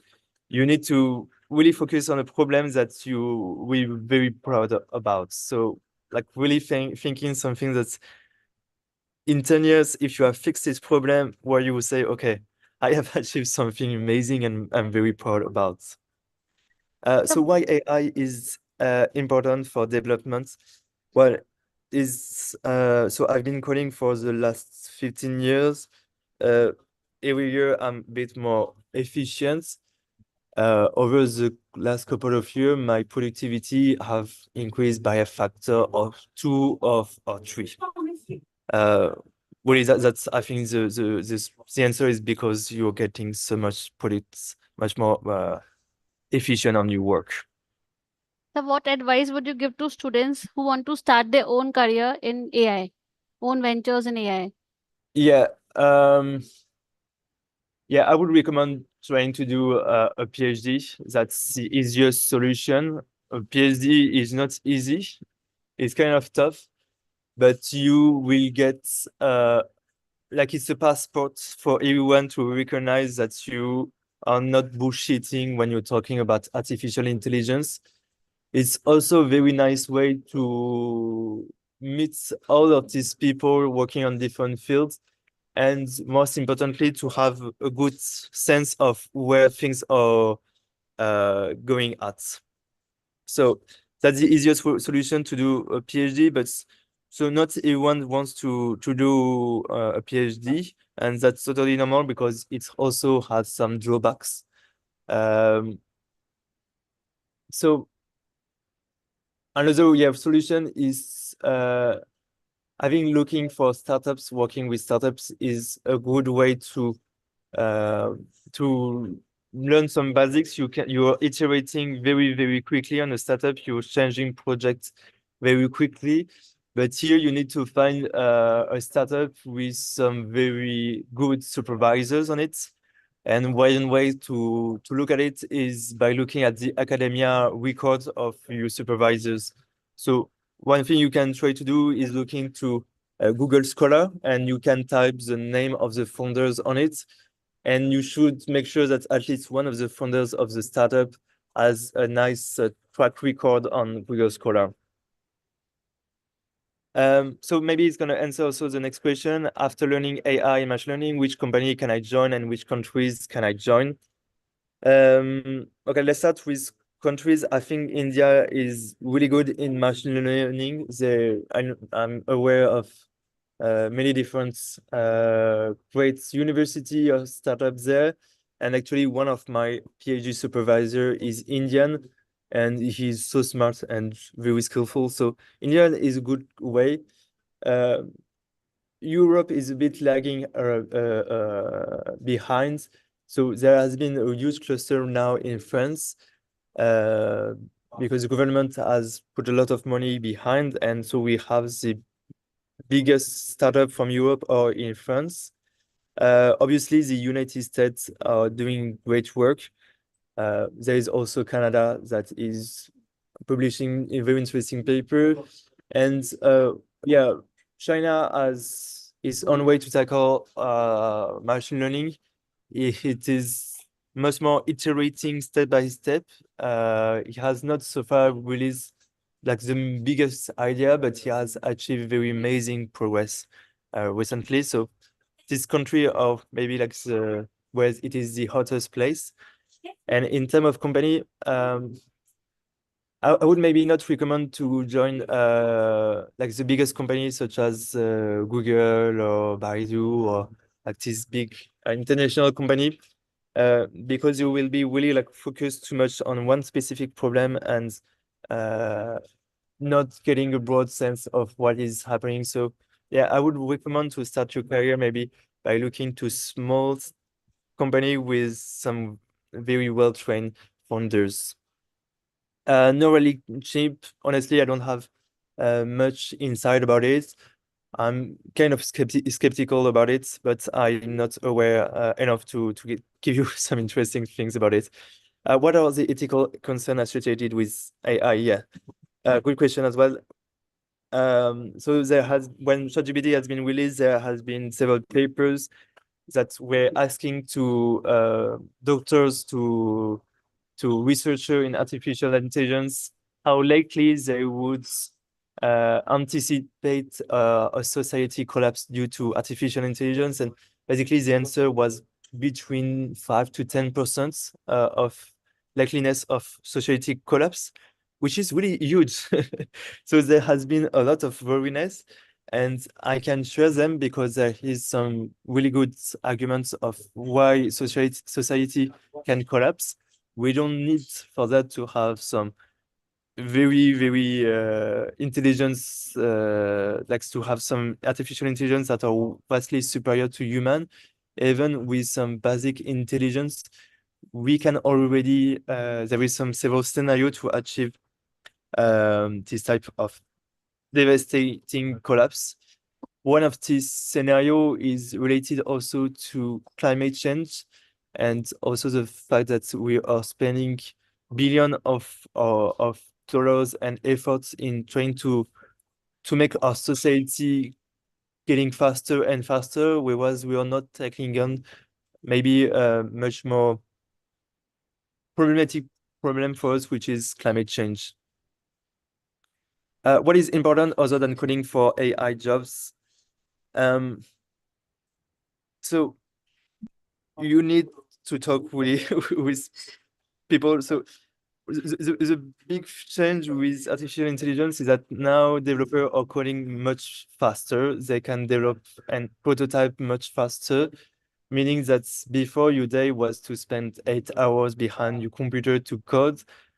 Now, after like 5-6 hours, you're getting much more energy from it because everything goes much more faster. So like a typical day of a developer in an efficient company is really to say, okay, after 5 hours, I'm so much exhausted from coding. And so I need to talk with the customer. I need to talk with my friends to show them the product and getting some feedback from it. So like the big change that I can observe is that developers are also becoming some product managers. You mean passion is much more important than hard work? Well, I don't know exactly what is hard work. Honestly, I think when you're working in computer science, I mean, it's so much fun that I never feel that I've been working on my life. I'm spending more than 100 hours a week dedicated to my project, but I have the feeling, honestly, to work like 0 hours a week on my project, because it's only about having some fun out of it. And I mean, this is really something particular with computer science and engineering, is that all what we do is about building and sharing and trying to fix problem, which is honestly extremely fun to do. So yeah, obviously, I mean that passion is much more important than hard work. If you find some self-fulfillment, you will, I'm not sure that you have the feeling of working. How do you grab companies in foreign countries? So yes, that's challenging.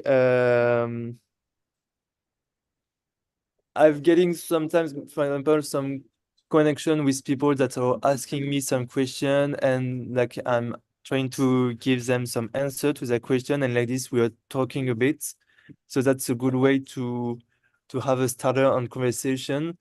Yeah, with university, it's very easy to have some exchange. For example, when you do a PhD, you will very likely do an internship from your PhD to a different country. But yeah, maybe I don't have a very good answer to your question, sorry. LinkedIn ID, okay, maybe. Students, we will also provide you opportunities in foreign countries. So it will be for the last year. So you are just starting your career. So don't focus on those things. Focus on learning. Right? We'll provide you lots of placement opportunities. Yeah. Yeah, I think so. I would agree.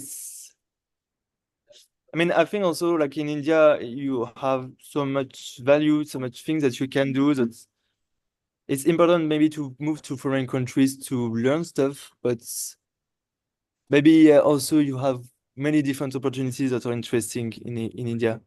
Okay, let me share maybe I will share it by email to you supervisors is my LinkedIn ID, such as you can connect me, but you can just look at my name, so Pierre-Louis Guhur, and you will find my LinkedIn there. Hopla. Okay, thanks a lot. So thank you so much, sir, for your valuable time.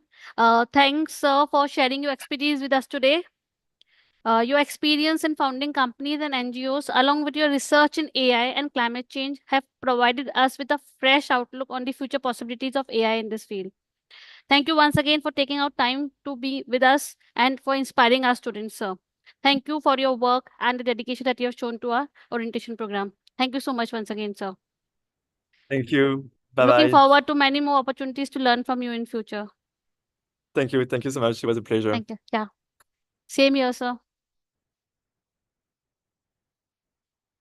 मेरा कहाँ गया?